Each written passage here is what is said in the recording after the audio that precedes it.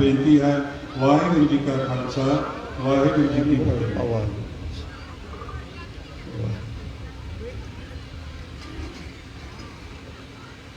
धन वाहिगुरू साहिब जी बलिहारी गुरे अपने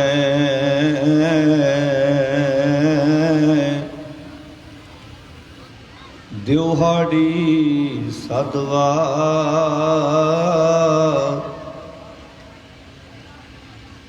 जिन मानस ते देवते किए करत न लागी वार।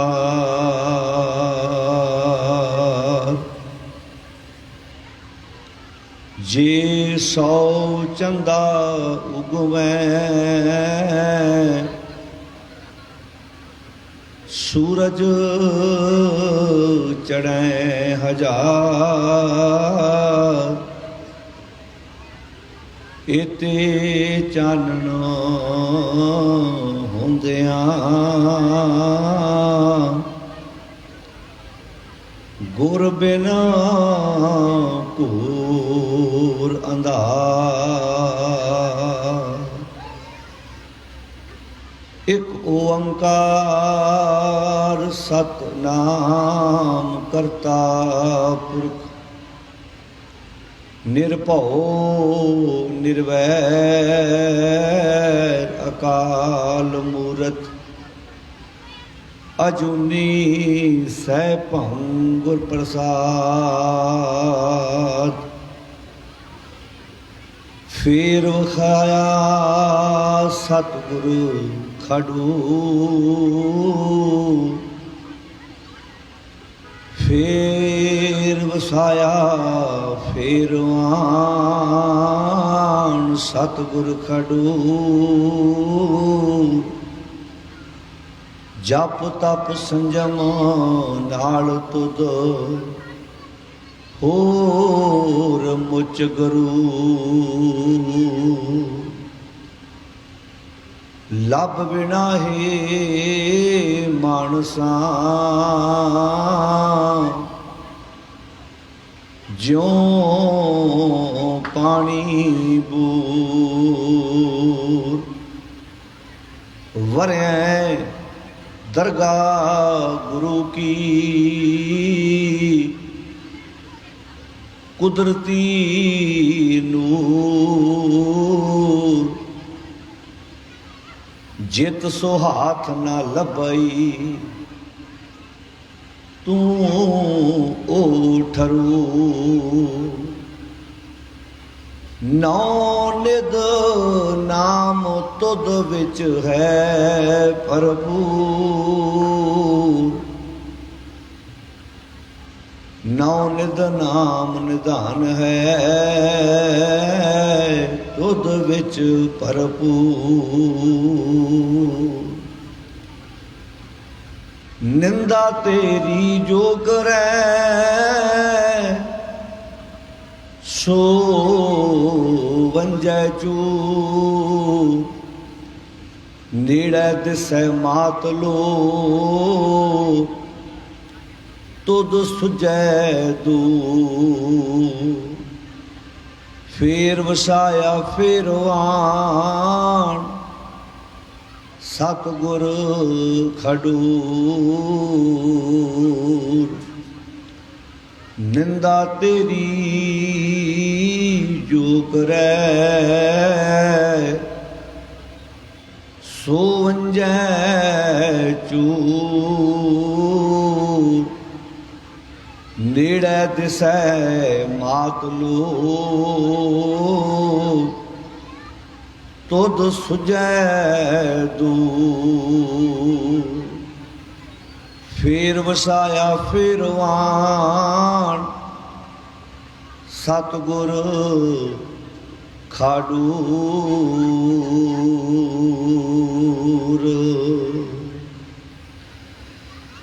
परम सन्मानयोग धन धन शब्द गुरु श्री गुरु ग्रंथ साहिब जी की पावन गोद विच जुड़ बैठी गुरु प्यारी साध संगत जीओ। ਧੰਨ ਗੁਰੂ ਅੰਗਦ ਸਾਹਿਬ ਸੱਚੇ ਪਾਤਸ਼ਾਹ ਮਹਾਰਾਜ ਜੀ ਦੇ ਪ੍ਰਕਾਸ਼ ਪੁਰਬ ਨੂੰ ਮਨਾਉਂਦਿਆਂ ਹੋਇਆਂ ਸਤਿਗੁਰੂ ਜੀ ਦੀ ਗੋਦ ਵਿੱਚ ਬੈਠ ਕੇ ਆਪ ਜੀ ਸਵੇਰ ਵੇਲੇ ਤੋਂ ਲੈ ਕੇ ਹੁਣ ਤੱਕ ਸਤਿਗੁਰੂ ਦੀ ਪਾਵਨ ਬਾਣੀ ਦਾ ਪਾਠ ਕੀਰਤਨ ਬਹੁਤ ਪਿਆਰ ਨਾਲ ਸਰਵਣ ਕੀਤਾ। ਆਓ ਭਾਈ ਸੱਤਾ ਅਤੇ ਭਾਈ ਬਲਵੰਡ ਜੀ ਤਿੰਨਾਂ ਦੀ ਰਸਨਾ ਤੋਂ ਉਚਾਰਨ ਕੀਤੀ ਹੋਈ ਵਾਰ ਜੋ ਰਾਮਕਲੀ ਰਾਗ ਅੰਦਰ ਗੁਰੂ ਗ੍ਰੰਥ ਸਾਹਿਬ ਜੀ ਦੇ ਵਿੱਚ ਸੁਭਾਇਮਾਨ ਹੈ,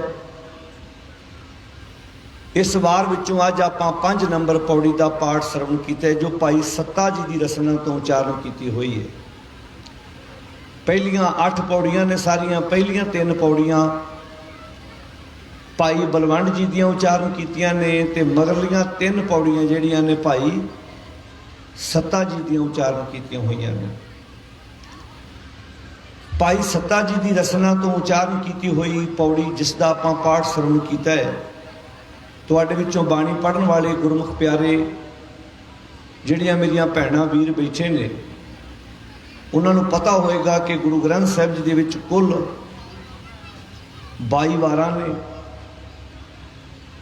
2 ਵਾਰਾਂ ਐਸੀਆਂ ਨੇ ਜਿਹੜੀਆਂ ਸ਼ਲੋਕਾਂ ਤੋਂ ਬਿਨਾਂ ਨੇ, ਇੱਕ ਰਾਮਕਲੀ ਰਾਗ ਅੰਦਰ ਭਾਈ ਸੱਤਾ ਬਲਵੰਡ ਜੀ ਕੀ ਤੇ ਇੱਕ ਬਸੰਤ ਕੀ ਵਾਰ ਜਿਹੜੀ ਗੁਰੂ ਪੰਜਵੇਂ ਪਾਤਸ਼ਾਹ ਜੀ ਦੀ ਹੈ। ਬਾਕੀ 20 ਦੀਆਂ 20 ਵਾਰਾਂ ਜਿਹੜੀਆਂ ਨੇ ਉਹ ਸ਼ਲੋਕਾਂ ਨਾਲ ਗੁਰੂ ਸਾਹਿਬ ਜੀ ਨੇ ਗੁਰੂ ਗ੍ਰੰਥ ਸਾਹਿਬ ਜੀ ਦੇ ਵਿੱਚ ਦਰਜ ਕੀਤੀਆਂ ਨੇ।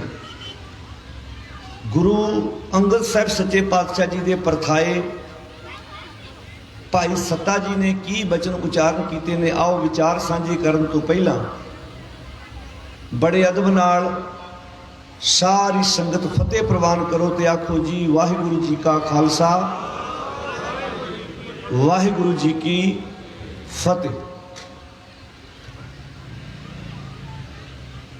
ਭਾਈ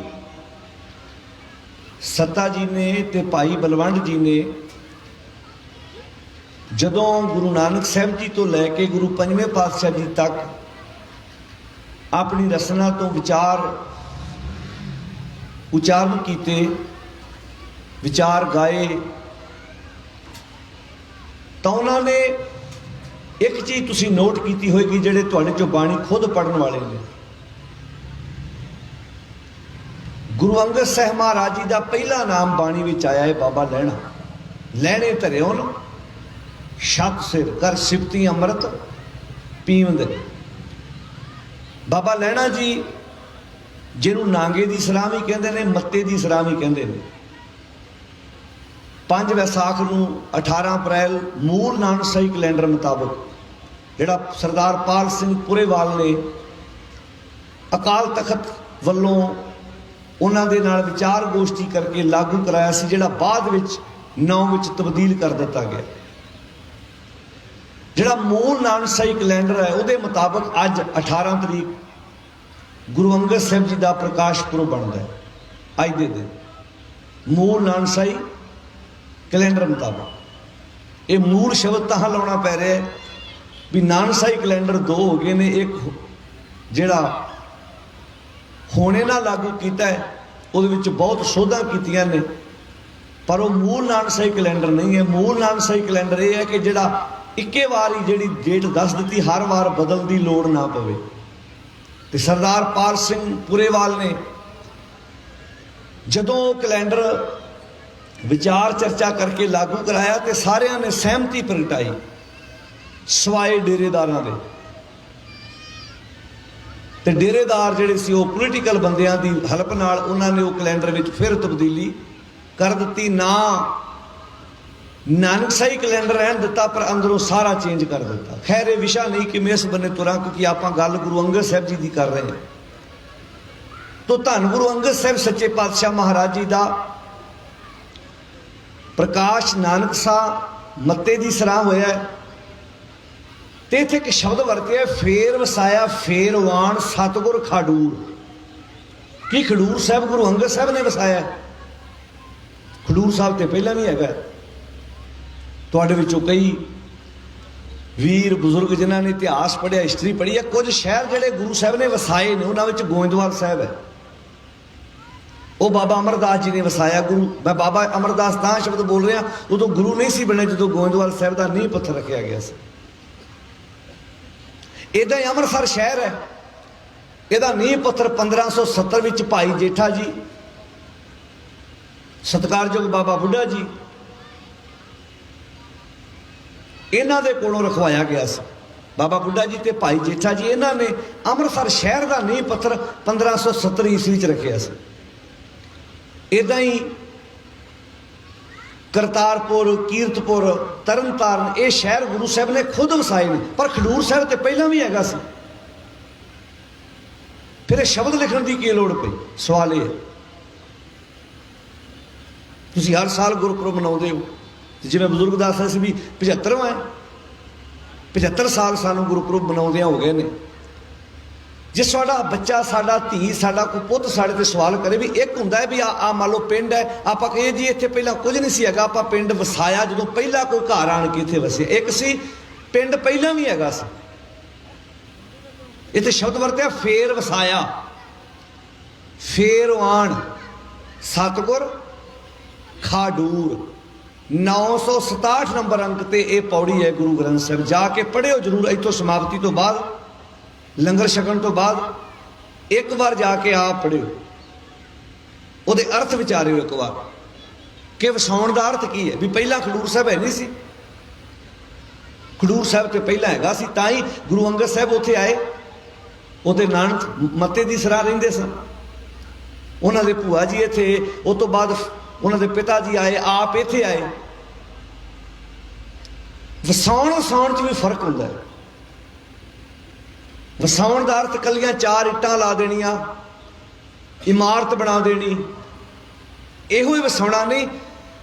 ਗੁਰੂ ਸਾਹਿਬ ਜੀ ਨੇ ਖਡੂਰ ਦੇ ਲੋਕਾਂ ਨੂੰ ਨਵੇਂ ਸਿਰਿਓਂ ਵਸਣ ਦਾ ਤਰੀਕਾ ਸਿਖਾਇਆ। ਗੁਰੂ ਸਾਹਿਬ ਦੇ ਹੁੰਦਿਆਂ ਕੋਈ ਖਡੂਰ ਸਾਹਿਬ ਦਾ ਲੜਾਈ ਕਲੇਸ਼ ਕਿਸੇ ਕੋਰਟ ਕਚਹਿਰੀ ਥਾਣੇ ਜਾਣ ਦੀ ਲੋੜ, ਉੱਚੀ ਬੋਲੋ ਜੀ, ਨਹੀਂ ਪਈ। ਮਹਾਰਾਜ ਉਹਨਾਂ ਦੇ ਫੈਸਲੇ, ਉਹਨਾਂ ਦੇ ਅੰਦਰ ਦੇ ਦੁੱਖ ਦਰਦ ਉੱਥੇ ਬੈਠ ਕੇ ਸੁਣਦੇ ਸਨ, ਗੱਲਾਂ ਬਾਤਾਂ ਕਰਦੇ ਸਨ। ਜਿਹੜੀ ਗੁਰੂ ਦੀ ਰੂਪ ਰੇਖਾ ਅੱਜ ਅਸੀਂ ਸਿਰਜੀ ਹੋਈ ਹੈ, ਇਹ ਨਹੀਂ ਸੀ। ਗੁਰੂ ਸਾਹਿਬ ਦੇ ਨਾਲ ਮਨੁੱਖ ਆਪਣੀਆਂ ਵਿਚਾਰ ਗੋਸ਼ਟੀਆਂ ਕਰਦਾ ਸੀ, ਵਿਚਾਰ ਚਰਚਾ ਕਰਦਾ ਸੀ, ਆਪਣੇ ਘਰ ਦੀਆਂ ਸਮੱਸਿਆਵਾਂ, ਆਪਣੇ ਅੰਦਰ ਦੀ ਦੁਬਿਧਾ ਜਿਹੜੀ ਸੀ ਉਹਨੂੰ ਖਤਮ ਕਰਨ ਲਈ ਗੁਰੂ ਸਾਹਿਬ ਦੇ ਉਪਦੇਸ਼ ਨੂੰ ਆਪਣੀ ਜ਼ਿੰਦਗੀ ਦਾ ਆਧਾਰ ਬਣਾਉਂਦਾ ਸੀ। ਜਦੋਂ ਸ਼ੇਰ ਸ਼ਾਹ ਸੂਰੀ ਕੋਲੋਂ ਹਮਾਯੂੰ ਹਾਰ ਖਾ ਕੇ ਆਉਂਦਾ ਹੈ ਤਾਂ ਗੁਰੂ ਅੰਗਦ ਸਾਹਿਬ ਉਸ ਵਕਤ ਕੀ ਕਰ ਰਹੇ ਸੀ ਜੀ, ਭਲਾ ਬੋਲ ਕੇ ਦੱਸਿਓ। ਸ਼ੇਰ ਸ਼ਾਹ ਸੂਰੀ ਕੋਲੋਂ ਜਦੋਂ ਹਮਾਯੂੰ ਹਾਰ ਖਾ ਕੇ ਆਉਂਦਾ ਤੇ ਖਡੂਰ ਸਾਹਿਬ ਥਾਣੀ ਲੰਘ ਰਿਹਾ, ਧੰਨ ਗੁਰੂ ਅੰਗਦ ਸਾਹਿਬ ਮਹਾਰਾਜ ਖਡੂਰ ਸਾਹਿਬ 'ਚ ਉਸ ਵਕਤ ਕੀ ਕਰ ਰਹੇ ਸੀ ਭਲਾ?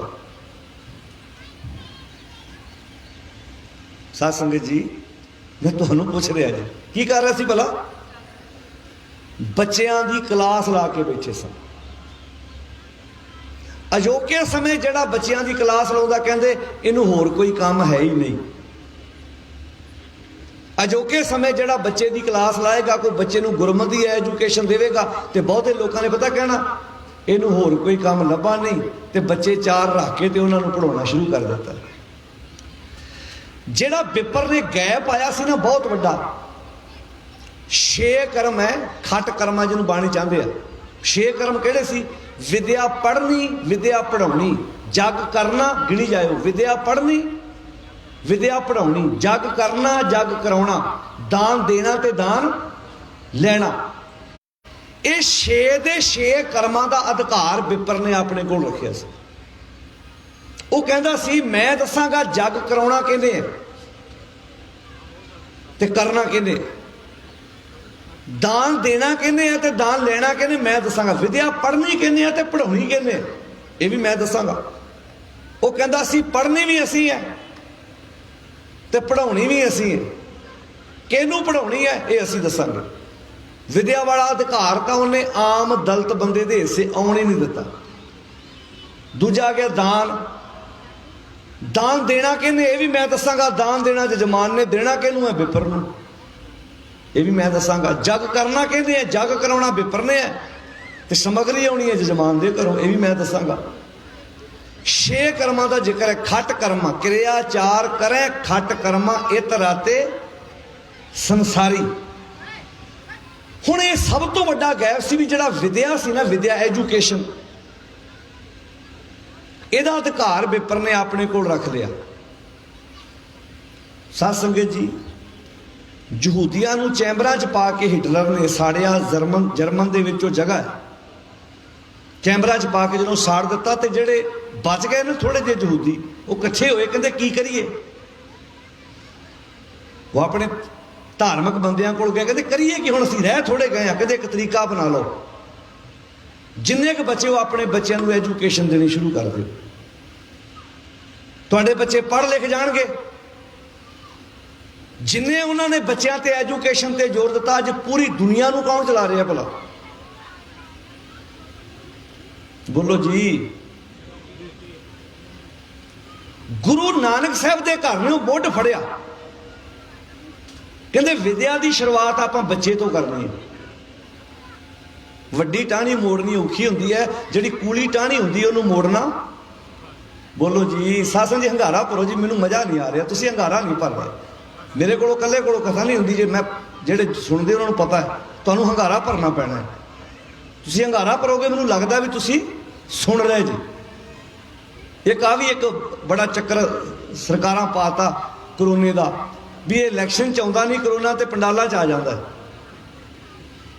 इस करके मूँह बद्धा है, ना बंदे का पता लगता है, ना हैगा है कि नहीं हैगा।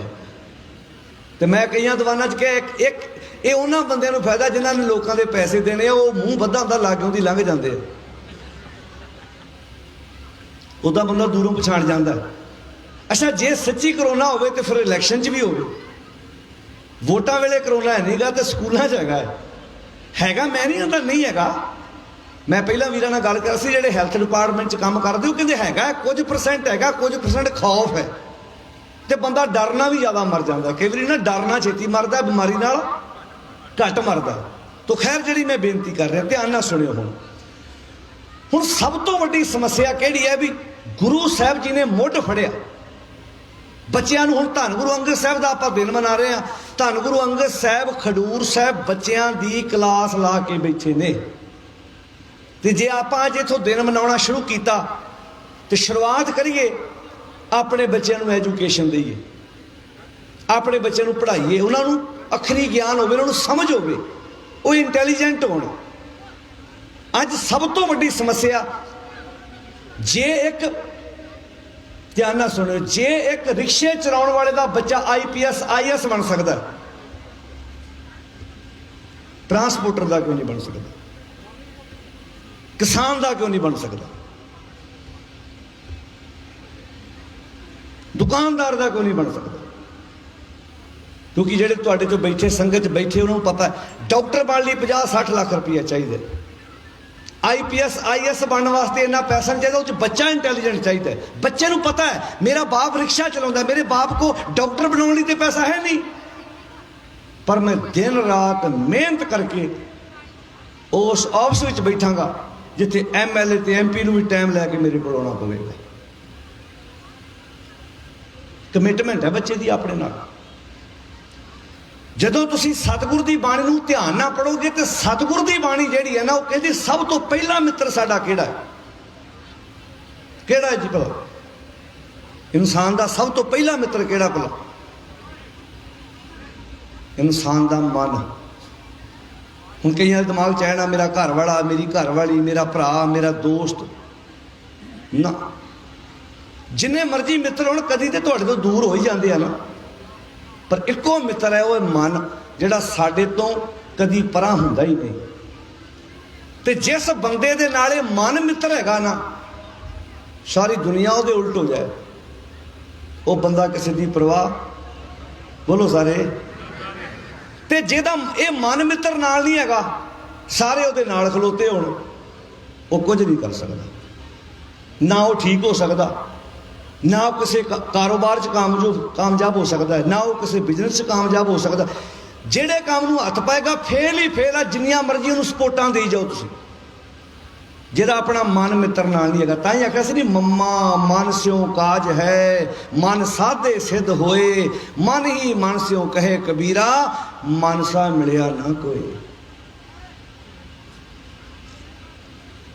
ਗੁਰੂ ਗ੍ਰੰਥ ਸਾਹਿਬ ਜੀ ਦੇ ਵਿੱਚ ਜਿੰਨੀ ਮਨ ਬਾਰੇ ਚਰਚਾ ਹੈ ਦੁਨੀਆ ਦੇ ਅੰਦਰ ਕੋਈ ਮੁਕਾਬਲਾ ਇਸ ਗਿਆਨ ਦਾ, ਇਸ ਵਿਚਾਰਧਾਰਾ ਦਾ। ਮਨ ਜਿਹੜਾ ਵਿਚਾਰਾਂ ਦਾ ਸੰਗ੍ਰਹਿ ਹੈ, ਇਹਨੂੰ ਚੰਗਾ ਬਣਾਉਣਾ ਤਾਂ ਮਰਜ਼ੀ ਸਾਡੀ ਹੈ, ਮਾੜਾ ਬਣਾਉਣਾ ਤਾਂ ਮਰਜ਼ੀ ਸਾਡੀ ਹੈ। ਗੁਰੂ ਸਾਹਿਬ ਜੀ ਨੇ ਘਾੜਤ ਘੜੀ, ਜਿਵੇਂ ਘੁਮਿਆਰ ਦੇ ਕੋਲ ਕਲਾ ਹੈ, ਉਹ ਆਪਣੇ ਹੱਥਾਂ ਦੇ ਨਾਲ ਕਿੰਨੇ ਸੋਹਣੇ ਤਰੀਕੇ ਨਾਲ ਬਰਤਨ ਤਿਆਰ ਕਰਦਾ ਹੈ। ਧੰਨ ਗੁਰੂ ਅੰਗਦ ਸਾਹਿਬ ਮਹਾਰਾਜ ਜੀ ਤੋਂ ਐਜੂਕੇਸ਼ਨ, ਦੋ ਪੱਖ ਤੁਹਾਨੂੰ ਖਡੂਰ ਸਾਹਿਬ ਦੀ ਧਰਤੀ ਤੋਂ ਮਿਲਣਗੇ, ਐਜੂਕੇਸ਼ਨ ਤੇ ਮੱਲ ਅਖਾੜੇ। ਤੇ ਮੱਲ ਅਖਾੜੇ ਵਿੱਚ ਘੁਲੇਗਾ ਵੀ ਉਹ ਜਿਹੜਾ ਸਰੀਰ ਬਲਵਾਨ ਹੋਏਗਾ, ਤੇ ਕਾਨੂੰਨ ਦਾ ਘਾੜਾ ਵੀ ਉਹ ਬਣੇਗਾ ਜਦੋਂ ਕੋਈ ਐਜੂਕੇਸ਼ਨ ਹੋਏਗੀ। ਦੋਵੇਂ ਪੱਖ ਗੁਰੂ ਅੰਗਦ ਸਾਹਿਬ ਦੇ, ਇਹ ਦੋਵੇਂ ਪੱਖ, ਇੱਕ ਤੰਦਰੁਸਤੀ, ਵਰਜਿਸ਼, ਕਸਰਤ, ਹੈਲਥ, ਸਰੀਰ। ਤਾਂ ਹੀ ਆਖਿਆ ਸੀ ਨਾ ਵੀ ਨਿਤ ਰਸੋਈ ਤੇਰੀਏ ਘਿਓ ਮੈਦਾ ਖਾਣ, ਚਾਰੇ ਕੁੰਡਾ ਸੁਝਿਓ ਉਸ ਮਨ ਮੈਂ ਸ਼ਬਦ ਪ੍ਰਵਾਨ। ਜਿੱਦਣ 1532, ਕਿਉਂਕਿ 1504 ਵਿੱਚ ਬਾਬਾ ਲਹਿਣਾ ਜੀ ਦਾ ਜਨਮ ਹੁੰਦਾ ਹੈ ਮੱਤੇ ਦੀ ਸਰਾਂ। ਕਿੰਨੇ 'ਚ ਹੋਇਆ ਜੀ? 1504 'ਚ। 28 ਸਾਲ ਦੀ ਉਮਰ ਹੈ ਬਾਬਾ ਲਹਿਣਾ ਜੀ ਦੀ ਜਦੋਂ ਉਹ ਪਹਿਲੀ ਵਾਰ ਗੁਰੂ ਨਾਨਕ ਸਾਹਿਬ ਜੀ ਦੇ ਕੋਲ ਕਰਤਾਰਪੁਰ ਜਾਂਦੇ ਨੇ। ਕਿੰਨੀ ਉਮਰ ਹੈ ਜੀ? 1532। ਸਾਸਰੀ ਥੋੜੀ ਜੀ ਕਾਗਰਤਾ ਬਖਸ਼ਿਸ਼ ਕਰੋ ਜੀ, ਥੋੜਾ ਟਿਕਾ। 1532 ਈਸਵੀ ਦੇ ਵਿੱਚ ਬਾਬਾ ਲਹਿਣਾ ਜੀ ਪਹਿਲੀ ਵਾਰ ਧੰਨ ਗੁਰੂ ਨਾਨਕ ਸਾਹਿਬ ਜੀ ਨੂੰ ਕਰਤਾਰਪੁਰ ਜਾ ਕੇ ਮਿਲੇ। ਸੁਣਿਆ ਉਹਨਾਂ ਨੇ ਹੈਗਾ ਹੈ, ਵਿਚਾਰ ਉਹਨਾਂ ਤੱਕ ਪਹੁੰਚੇ ਨੇ। 1532 ਈਸਵੀ ਚ ਗਏ, 28 ਸਾਲ ਦੀ ਉਮਰ ਹੈ ਬਾਬਾ ਲਹਿਣਾ ਜੀ ਦੀ ਉਸ ਵਕਤ। ਹੁਣ ਤੁਸੀਂ ਨੋਟ ਕਰਿਓ ਕਿ ਧੰਨ ਗੁਰੂ ਨਾਨਕ ਸਾਹਿਬ ਸੱਚੇ ਪਾਤਸ਼ਾਹ ਦੇ ਕੋਲ ਸਿਰਫ 7 ਸਾਲ ਰਹੇ, 1532 ਤੋਂ 39 ਤੱਕ।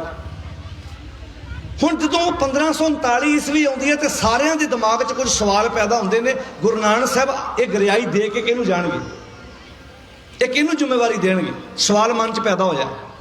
ਕਿਸੇ ਨੇ ਕਿਹਾ ਸ਼ਾਇਦ 2 ਪੁੱਤਰ ਨੇ, ਪੁੱਤਰਾਂ ਨੂੰ ਦੇ ਕੇ ਜਾਣਗੇ, ਜਿਵੇਂ ਸਾਡੇ ਸਮਾਜ ਵਿੱਚ ਲੀਡਰ ਦਾ ਪੁੱਤ, ਅੱਗੇ ਬੋਲੋ ਜੀ, ਲੀਡਰ, ਕੋਈ ਲੀਡਰ ਹੋਵੇ ਤਾਂ ਉਹਦਾ ਪੁੱਤ ਉਹਨੂੰ ਸ਼ੁਰੂ ਤੋਂ ਕਿਹਾ ਜਾ ਪੁੱਤ ਹੌਲੀ ਹੌਲੀ ਭੋਗਾਂ ਤੇ ਜਾਣਾ ਸ਼ੁਰੂ ਕਰ ਤੂੰ, ਚਿੱਟਾ ਕੁੜਤਾ ਪਜਾਮਾ ਪਾ ਲਾ, ਜਿੱਥੇ ਕੋਈ ਭੋਗ ਹੋਵੇ ਉੱਥੇ ਜਾਇਆ ਕਰ, ਹੌਲੀ ਹੌਲੀ ਉਹਨੂੰ ਰਟਿਆ ਰਟਾਇਆ ਟੌਪਿਕ ਦੇ ਦੇਣਾ ਵੀ ਬੜਾ ਮਾੜਾ ਹੋਇਆ ਜੇ ਕੋਈ ਦੇ ਬਾਪ ਦਾ ਕਿਸੇ ਦੀ ਮਾਂ ਦਾ ਚੜ੍ਹਾਈ ਕੀਤੀ ਹੈ, ਉਹਨੇ ਰਟਿਆ ਰਟਾਇਆ ਸ਼ਬਦ ਬੋਲਣਾ ਵੀ ਕੋਈ ਐਜੂਕੇਸ਼ਨ ਨਹੀਂ, ਕੋਈ ਬਣਤਰ ਨਹੀਂ, ਭਾਵ ਲੀਡਰ ਦਾ ਪੁੱਤਰ ਲੀਡਰ ਬਣੇਗਾ ਅੱਗੇ। ਉਹਨਾਂ ਕਹਾ ਸ਼ਾਇਦ ਇੱਥੇ ਹੋਏਗਾ ਜਿਵੇਂ ਇੱਕ ਬਾਬੇ ਦਾ ਚੇਲਾ ਅੱਗੇ ਬਾਬਾ ਬਣਦਾ, ਸ਼ਾਇਦ ਇੱਥੇ ਵੀ ਇਦਾਂ ਹੋਏਗਾ। ਪਰ ਉੱਥੇ ਸਾਰਿਆਂ ਨੇ ਚਰਚਾ ਕੀਤੀ ਜਦੋਂ ਧੰਨ ਗੁਰੂ ਨਾਨਕ ਸਾਹਿਬ ਜੀ ਨੇ ਬਾਬਾ ਲਹਿਣਾ ਜੀ ਨੂੰ ਚੁਣਿਆ ਤੇ ਉੱਥੇ ਸ਼ਬਦ ਵਰਤਿਆ, ਹੋ ਰਿਓ ਗੰਗ ਵਹਾਈਐ। ਜਿਸ ਬੰਨੇ ਗੰਗਾ ਵਹਿੰਦੀ ਸੀ, ਗੰਗਾ ਉਲਟੇ ਬੰਨੇ ਵਹਿਣ ਲੱਗ ਪਈ।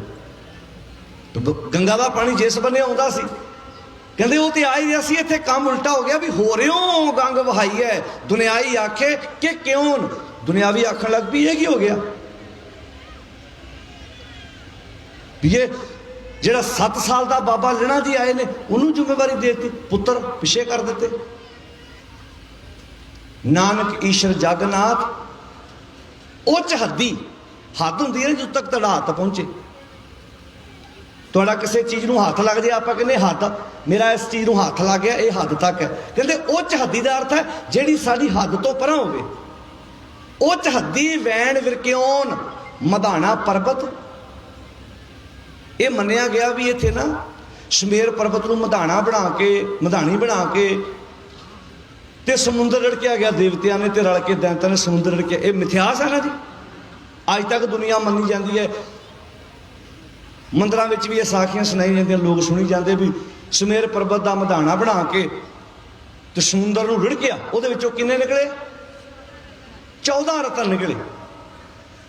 ਭਾਈ ਸੱਤਾ ਜੀ ਕਹਿੰਦੇ ਸਾਨੂੰ ਨਹੀਂ ਪਤਾ ਵੀ ਸਮੁੰਦਰ ਰੜਕਿਆਂ ਵਿੱਚੋਂ 14 ਰਤਨ ਨਿਕਲੇ ਆ ਕਿ ਨਹੀਂ ਨਿਕਲੇ, ਪਰ ਸਾਡੇ ਸਾਹਮਣੇ ਕੁਝ ਇਦਾਂ ਦੀ ਅਜੀਬੋ ਗਰੀਬ ਘਟਨਾ ਵਾਪਰੀ ਜਿਹੜੀ ਅਸੀਂ ਤੁਹਾਨੂੰ ਦੱਸਦੇ ਹਾਂ।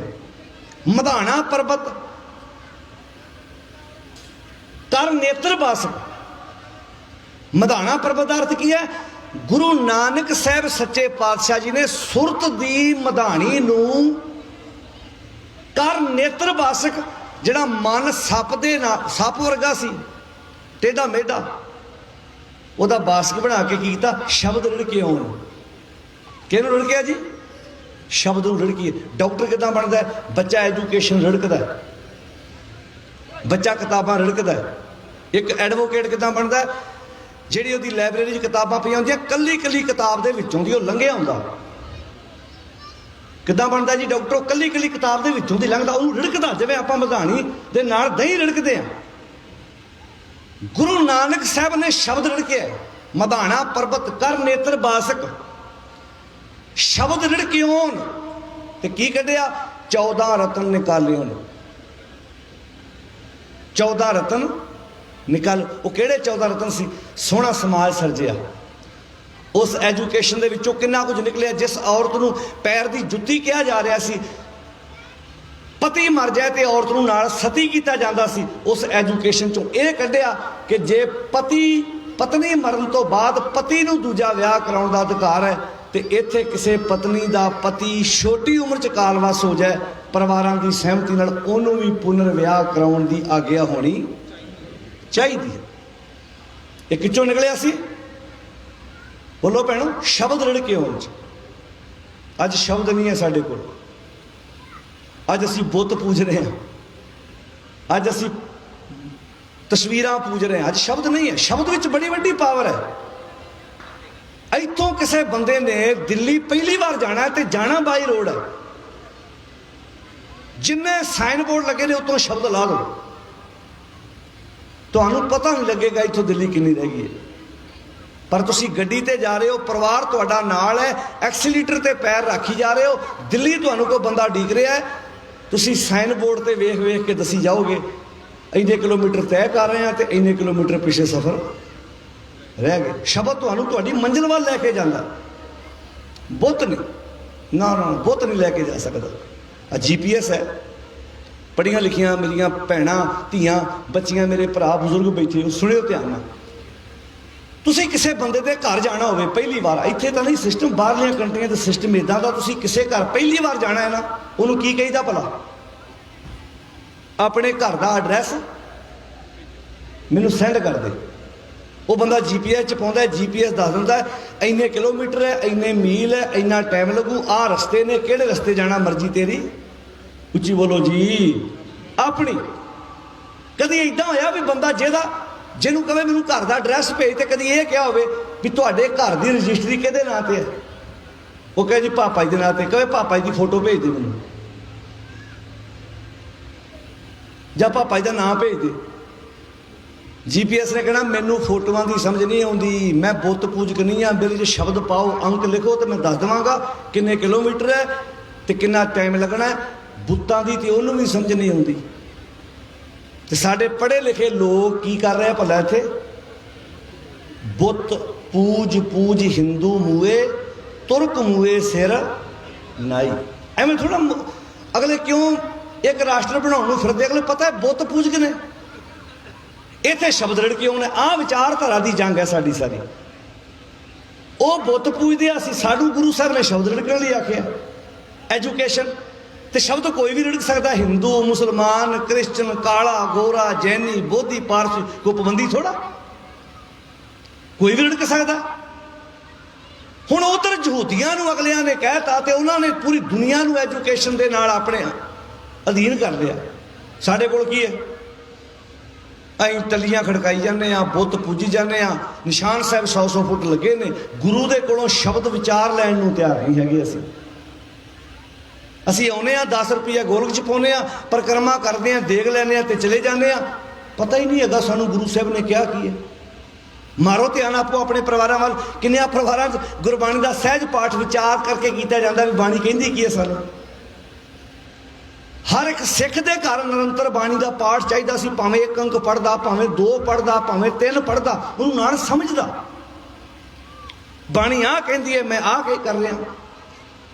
रोज गुरु के शब्द में विचारिया जाता। शब्द रिड़कण का अर्थ ही की सी? जिवें स्टूडेंट जो जिस सबजैक्ट ਨੂੰ ਉਹਨੇ ਫੜਨਾ ਹੈ ਉਹਦੇ ਬਾਰੇ ਉਹ ਕਿੰਨੀ ਸਟੱਡੀ ਕਰਦਾ ਹੈ, ਕਿੰਨਾ ਪਤਾ ਉਹਨੂੰ। ਇੱਕੇ ਮਾਂ ਦੀ ਕੁੱਖ ਤੋਂ 2 ਬੱਚਿਆਂ ਨੇ ਜਨਮ ਲਿਆ। ਇੱਕ ਨੇ ਸਕੂਲ ਦਾ ਮੂੰਹ ਨਹੀਂ ਵੇਖਿਆ, ਦੂਜਾ ਸਕੂਲ ਗਿਆ, ਮਿਹਨਤ ਕਰ ਕਰਕੇ ਡਾਕਟਰ ਬਣ ਗਿਆ। ਡਾਕਟਰ ਨੇ 10 ਵਜੇ ਜਾ ਕੇ ਕਲੀਨਿਕ 'ਚ ਬਹਿਣਾ, ਲੋਕ 7 ਵਜੇ ਪਰਚੀਆਂ ਲੈ ਕੇ ਲਾਈਨ 'ਚ ਬੈਠੇ ਹੋਏ ਨੇ। ਉਹ ਆਉਂਦਾ, ਮੈਂ ਉੱਥੇ ਲੁਧਿਆਣੇ ਵੇਖਦਾ, ਉਹ ਆਉਂਦਾ ਮਰੀਜ਼ ਨੂੰ 3-4 ਮਿੰਟ ਚੈੱਕ ਕਰਦਾ, ਪੇਪਰ ਦੀ ਹਿੱਕ ਤੇ 4 ਅੱਖਰ ਪਾਉਂਦਾ। ਡਾਕਟਰ ਨੂੰ ਮਿਲਦਾ 200 ਰੁਪਈਆ, 250 ਰੁਪਈਆ, 300 ਰੁਪਈਆ, 400 ਰੁਪਈਆ, ਸਿਰਫ ਮਿਲਣ ਦੀ ਫੀਸ ਹੈ। ਉਹਨੂੰ ਦਿੱਤਾ ਕੁਝ ਨਹੀਂ। ਉਹ ਕਹਿੰਦਾ ਆਹ ਲਿਖਦਾ ਮੈਡੀਸਨ ਉਹ ਮੈਡੀਕਲ ਸਟੋਰ ਤੋਂ ਲੈ ਲਾ। ਤੇ ਜੇ ਇੱਕ ਬੰਦੇ ਦੇ ਦਿਮਾਗ 'ਚ ਇਹ ਗੱਲ ਆ ਜਾਏ, ਆ 4 ਅੱਖਰ ਪਾਉਣ ਦਾ ਹੀ 250-300 ਰੁਪਈਆ, ਪਰ ਉਹ 4 ਅੱਖਰ ਪਾਉਣ ਲਈ ਉਹਨੂੰ ਕਿੰਨੇ ਸ਼ਬਦ ਰੜਕਣੇ ਪਏ ਨੇ, ਉਹਨੂੰ ਕਿੰਨੀ ਮਿਹਨਤ ਕਰਨੀ ਪਈ ਹੈ। ਜਦੋਂ ਲੋਕ ਸੁਣਦੇ ਸੀ ਉਹ ਨੀਂਦ ਨਾਲ ਲੜਦਾ ਸੀ। ਵੱਖਰੀ ਗੱਲ ਹੈ ਕਿ ਇਹ ਲੈਣ ਕਸਾਈ ਪੁਣੇ ਵਾਲੇ ਬੰਨੇ ਚਲੀ ਗਈ ਹੈ। ਨਹੀਂ ਤੇ ਜਿਸਮ ਸਾਡਾ ਹੈ, ਪਤਾ ਡਾਕਟਰ ਨੂੰ ਹੈ। ਸਰੀਰ ਮੇਰਾ ਹੈ ਤੇ ਮੈਂ ਜਾ ਕੇ ਡਾਕਟਰ ਨੂੰ ਪੁੱਛਦਾ ਮੈਨੂੰ ਹੋਇਆ ਕੀ ਆ। ਇਹਦਾ ਮਤਲਬ ਉਹਨੂੰ ਸਰੀਰ ਬਾਰੇ ਪਤਾ ਨਹੀਂ। ਜਿਵੇਂ ਗੱਡੀ ਹੈ, ਕਾਰ ਹੈ, ਚਲਾਉਣਾ ਮੈਂ ਆ, ਪਰ ਜੇ ਸਟਾਰਟ ਨਾ ਹੋਵੇ ਤੇ ਮੈਨੂੰ ਪਤਾ। ਜੇ ਮੈਨੂੰ ਪਤਾ ਹੋਵੇ ਮੈਂ ਮਕੈਨਿਕ ਨਾ ਹੁੰਦਾ। ਮੈਨੂੰ ਤਾਂ ਗੇਅਰ ਪਾਉਣਾ ਆਉਂਦਾ, ਐਕਸੀਲੇਟਰ ਨੱਪਣਾ ਆਉਂਦਾ। ਮੈਂ ਜਾ ਕੇ ਤੇ ਗਰਾਜ ਨੂੰ ਵਰਕਸ਼ਾਪ ਤੇ ਲੈ ਕੇ ਜਾਵਾਂਗਾ, ਉਹ ਦੱਸੇਗਾ ਇਹ 'ਚ ਹੋਇਆ ਕੀ ਹੈ। ਉਹ ਕਿਉਂਕਿ ਉਹਨੂੰ ਕੱਲੇ ਪੁਰਜੇ ਦਾ ਪਤਾ ਹੈ, ਕੱਲੇ ਪਾਰਟ ਦਾ ਪਤਾ ਹੈ। ਆਪਣਾ ਸਬਜੈਕਟ ਹੈ ਨਾ। ਹੁਣ ਉਹ 2 ਅੱਖਰ ਪਾਉਣ ਲਈ ਨਾ ਡਾਕਟਰ ਨੇ ਪਹਿਲਾਂ ਇੱਥੇ ਅੱਖਰ ਲਿਖੇ ਨੇ। ਅੱਖਰ ਲਿਖੇ ਸਹੀ ਗਾਵਾਂ ਅਵਰ ਨਾ ਜਾਣਾ ਬਾਣੀ। ਪਹਿਲਾਂ ਇੱਥੇ ਅੱਖਰ ਲਿਖੇ ਜਾਂਦੇ ਨੇ, ਫੇਰ ਅੱਖਰ ਲਿਖੇ ਜਾਂਦੇ ਨੇ ਬਾਹਰ। ਅੱਜ ਇੱਥੇ ਅੱਖਰ ਨਹੀਂ ਲਿਖੇ ਅਸੀਂ। ਗੁਰੂ ਸਾਹਿਬ ਜੀ ਕਹਿੰਦੇ ਨੇ ਅੱਖਰ ਲਿਖ, ਕੋਈ ਆਪਣੇ ਅੰਦਰ ਕੋਈ ਸ਼ਬਦ ਬਾਣੀ ਦੀ ਵਿਚਾਰ ਜਾਣਦੇ। ਅੱਜ ਬੰਦਾ ਵਹਿਮਾਂ ਭਰਮਾਂ 'ਚ, ਅੱਜ ਮਾਨਸਿਕ ਤੌਰ ਤੇ ਟੌਰਚਰ ਕਿਉਂ ਹੋ ਰਿਹਾ? ਕਿਉਂਕਿ ਗੁਰੂ ਦੀ ਵਿਚਾਰ ਵਾਲੇ ਬੰਨਿਓ ਆਪਣੇ ਆਪ ਨੂੰ ਪਰਾਂ ਲੈ ਗਿਆ। ਗੁਰਬਾਣੀ ਦੁਨਿਆਵੀ ਵਿਕਾਸ ਤੋਂ ਰੋਕਦੀ ਨਹੀਂ ਹੈ। ਗੁਰਬਾਣੀ ਤਾਂ ਦੁਨਿਆਵੀ ਵਿਕਾਸ ਵਾਸਤੇ ਹੱਲਾਸ਼ੇਰੀ ਦਿੰਦੀ ਹੈ, ਤੂੰ ਡਾਕਟਰ ਬਣ। ਜੇ ਰੋਕਦੀ ਹੁੰਦੀ ਤੇ ਬਾਣੀ ਇਹ ਕਿਉਂ ਕਹਿੰਦੀ ਰਾਜੇ ਸ਼ੀ ਮੁਕਦਮ ਕੁੱਤੇ? ਜੇ ਬਾਣੀ ਦੁਨਿਆਵੀ ਵਿਕਾਸ ਤੋਂ ਰੋਕਦੀ ਤੇ ਰਾਜੇ ਨੂੰ ਉਹਨਾਂ ਦੇ ਫਰਜ਼ਾਂ ਤੋਂ ਜਾਣੂ ਕਿਉਂ ਕਰਾਉਂਦੀ? ਜੇ ਬਾਣੀ ਦੁਨਿਆਵੀ ਵਿਕਾਸ ਤੋਂ ਰੋਕਦੀ ਹੁੰਦੀ ਤੇ ਰਾਜੇ ਸ਼ੀ ਮੁਕਦਮ ਕੁੱਤੇ ਮਾਨਸ ਖਾਣੇ ਕਰੇ ਨਵਾਜ਼ ਦੀ ਗੱਲ ਕਿਉਂ ਕਰਦੀ? ਰਾਜੇ ਚੁਲੀ ਨਿਆਮ ਕੀ ਗੱਲ ਕਿਉਂ ਕਰਦੀ? ਬਾਣੀ ਤੇ ਆਉਂਦੀ ਹੈ ਜੇ ਤੂੰ ਰਾਜਾ ਬਣਨਾ ਹੈ ਤੇ ਤੂੰ ਨਿਆਂ ਕਰ, ਇਹੋ ਹੀ ਤੇਰੀ ਚੁਲੀ ਭਰਨੀ ਹੈ। ਨਾਨਕ ਚੁਲੀਆਂ ਸੁੱਚੀਆਂ ਜੇ ਭਰ ਜਾਣਾ ਕੋਏ। ਪੁਰਾਣੇ ਸਮੇਂ 'ਚ ਚੁਲੀ ਭਰਨ ਦਾ ਅਰਥ ਕੀ ਹੁੰਦਾ ਸੀ? ਜਦੋਂ ਕੋਈ ਬੰਦਾ ਆਪਣੇ ਅਹੁਦੇ ਦੀ ਸੰਭਾਲ ਕਰਦਾ ਸੀ, ਉਹਦੇ ਹੱਥ 'ਚ ਪਾਣੀ ਦੇ ਕੇ ਉਹਨੂੰ ਪ੍ਰਣ ਕਰਾਇਆ ਜਾਂਦਾ ਸੀ। ਉਹਨਾਂ ਮੁਤਾਬਕ ਪਾਣੀ ਦੇਵਤਾ ਮੰਨਿਆ ਗਿਆ ਸੀ। ਜਿਵੇਂ ਅੱਜ ਸਹੁੰ ਚੁੱਕ ਸਮਾਗਮ ਨਹੀਂ ਹੁੰਦਾ, ਕੋਈ MLA MP ਬਣਦਾ, ਉਹਨੂੰ ਸ਼ਬਦ ਚੁਕਾਈ ਜਾਂਦੀ ਹੈ ਵੀ ਤੂੰ ਅੱਜ ਤੋਂ ਬਾਅਦ ਕਮਿਟਮੈਂਟ ਕਰ, ਪ੍ਰਣ ਕਰ ਕਿ ਮੈਂ ਇਸ ਅਹੁਦੇ ਦੀ ਵਰਤੋਂ ਸਹੀ ਕਰਾਂਗਾ। ਉਦੋਂ ਪਾਣੀ ਹੱਥ 'ਚ ਦਿੱਤਾ ਜਾਂਦਾ ਸੀ। ਮਹਾਰਾਜ ਕਹਿੰਦੇ ਜੇ ਤੂੰ ਅੱਜ ਰਾਜਾ ਬਣ ਲੱਗਾ ਨਾ, ਤੈਨੂੰ ਆਪਣੇ ਹੱਥ ਤੇ ਪਾਣੀ ਰੱਖ ਕੇ ਕਸਮ ਖਾਣ ਦੀ ਲੋੜ ਨਹੀਂ। ਤੇਰੇ ਵਾਸਤੇ ਸੱਚੀ ਚੁਲੀ ਪਤਾ ਕੀ ਹੈ? ਇਨਸਾਫ ਕਰੀ।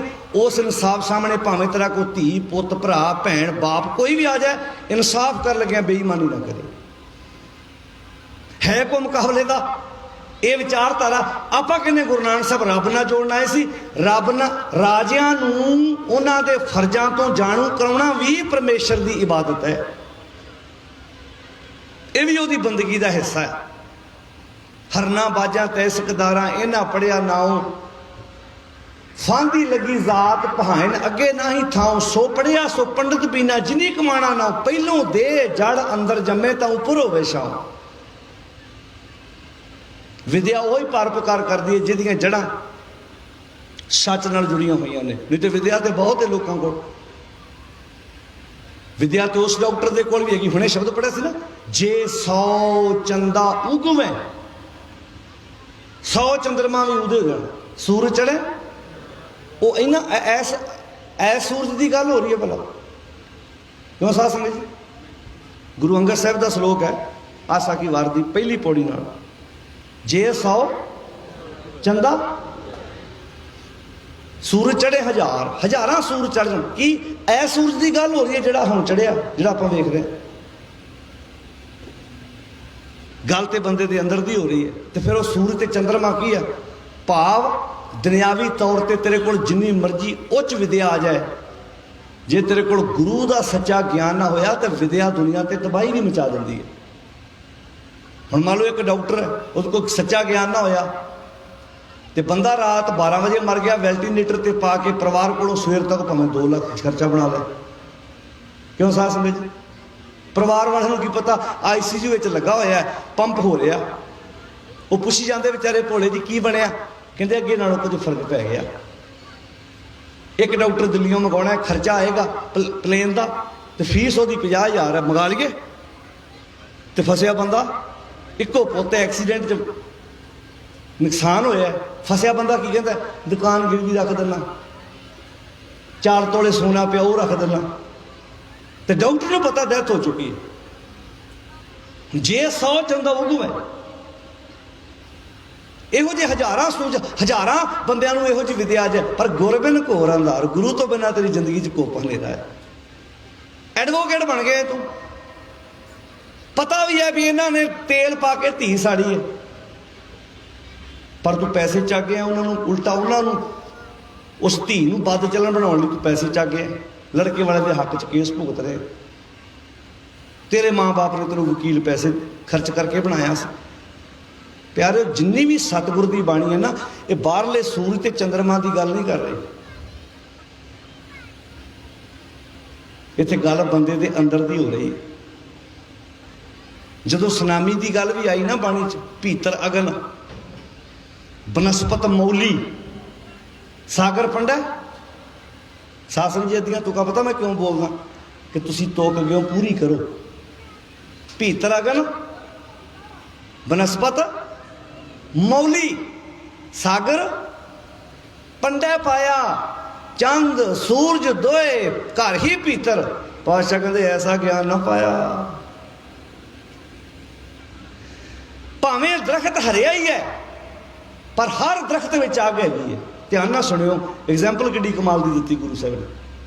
ਦਰਖਤ ਭਾਵੇਂ ਹਰਿਆ ਵਾ, ਭਾਵੇਂ ਛੋਟਾ ਤੇ ਭਾਵੇਂ ਵੱਡਾ, ਹਰ ਦਰਖਤ ਵਿੱਚ ਅੱਗ ਹੈਗੀ ਹੈ। ਤੁਹਾਡੇ ਸਾਹਮਣੇ ਜਿੰਨੇ ਦਰਖਤ ਉੱਗੇ ਹੋਏ ਨੇ ਹਰੇ, ਸਾਰਿਆਂ 'ਚ ਅੱਗ ਹੈਗੀ ਹੈ। ਪਰ ਕਦੋਂ ਲੱਗਣੀ ਹੈ? ਜਦੋਂ ਹਵਾ ਵਗੇਗੀ। ਹਵਾ ਵਗਣ ਨਾਲ ਟਾਹਣੀ ਟੁੱਟ ਗਈ, ਨਾਲ ਲਮਕਦੀ ਰਹਿ ਗਈ, ਉਹ ਸੁੱਕ ਜਾਣੀ ਹੈ। ਜਦੋਂ ਮਾੜੀ ਜਿਹੀ ਅੱਗ ਵਗੀ ਤੇ ਉਹਨੇ ਸੜ ਕੇ ਸੁਆਹ ਹੋ ਜਾਣਾ। ਜਦੋਂ ਹਵਾ ਵਗੇ ਦਰਖਤ ਲੱਕ 'ਚੋਂ ਮੁੱਛੇ ਵੱਢ ਹੋ ਜਾਂਦਾ, ਕੋਈ ਟਾਹਣੀ ਪੱਤਾ ਟੁੱਟ ਕੇ ਜ਼ਮੀਨ ਤੇ ਡਿੱਗ ਪੈਂਦਾ। ਅੱਛਾ, ਅੱਗ ਵਗੇ, ਇੱਕ ਚੀਜ਼ ਹੋਰ ਨੋਟ ਕਰਿਓ, ਅੱਗ ਲੱਗੇ ਕਈ ਵਾਰੀ ਹਰੇ ਦਰਖਤ ਨੂੰ ਵੀ ਅੱਗ ਲੱਗ ਜਾਂਦੀ ਹੈ, ਪਰ ਜੜ੍ਹਾਂ ਜ਼ਮੀਨ ਨਾਲ ਹੋਣ ਕਰਕੇ ਫੇਰ ਰਿਹਾ ਹੋ ਜਾਂਦਾ। ਪਰ ਜਿਹੜੀ ਟਾਹਣੀ ਦਰਖਤ ਨਾਲ ਟੁੱਟ ਗਈ, ਜਦੋਂ ਉਹਨੂੰ ਅੱਗ ਲੱਗ ਜੇ, ਹਰੀ ਹੋ ਸਕਦੀ? ਦੁਬਾਰਾ ਬੋਲ ਕੇ ਦੱਸਿਓ ਜੀ, ਉੱਚੀ ਬੋਲੋ ਪਿਆਰਿਓ।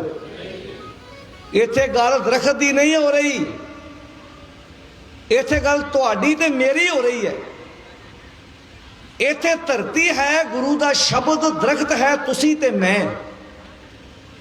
ਜਿਹੜਾ ਦਰਖਤ ਧਰਤੀ ਨਾਲ ਜੁੜਿਆ ਰਿਹਾ, ਉਹਨੂੰ ਕੋਈ ਅੱਗ ਸਾੜ ਨਹੀਂ ਸਕਦੀ। ਜੇ ਮਾੜੀ ਮੋਟ ਲੰਬ ਪੈ ਵੀ ਗਈ, 2-4 ਦਿਨਾਂ ਬਾਅਦ ਨਵੀਆਂ ਕਰੂਬੜੀਆਂ ਫੇਰ ਫੁੱਟ ਆਉਣੀਆਂ।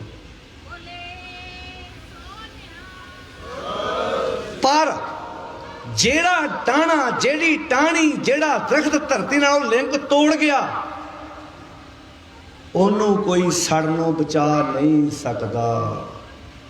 ਜਿਹੜਾ ਜੀਵਨ ਗੁਰੂ ਧਰਤੀ ਨਾਲ ਜੁੜਿਆ ਰਿਹਾ, ਸ਼ਬਦ ਨਾਲ ਜੁੜਿਆ ਰਿਹਾ, ਇਹ ਅੱਗ ਦੇ ਝੋਂਕੇ ਵੱਜਣਗੇ, ਕਾਮ, ਕ੍ਰੋਧ, ਲੋਭ, ਮੋਹ, ਹੰਕਾਰ ਦੇ, ਪਰ ਹੋ ਸਕਦਾ ਗੁਰੂ ਧਰਤੀ ਨਾਲ ਜੁੜਨ ਕਰਕੇ ਉਹ ਇਹ ਸੇਕ ਆਪਣੇ ਤੱਕ ਨਾ ਆਉਣ ਦੇਵੇ।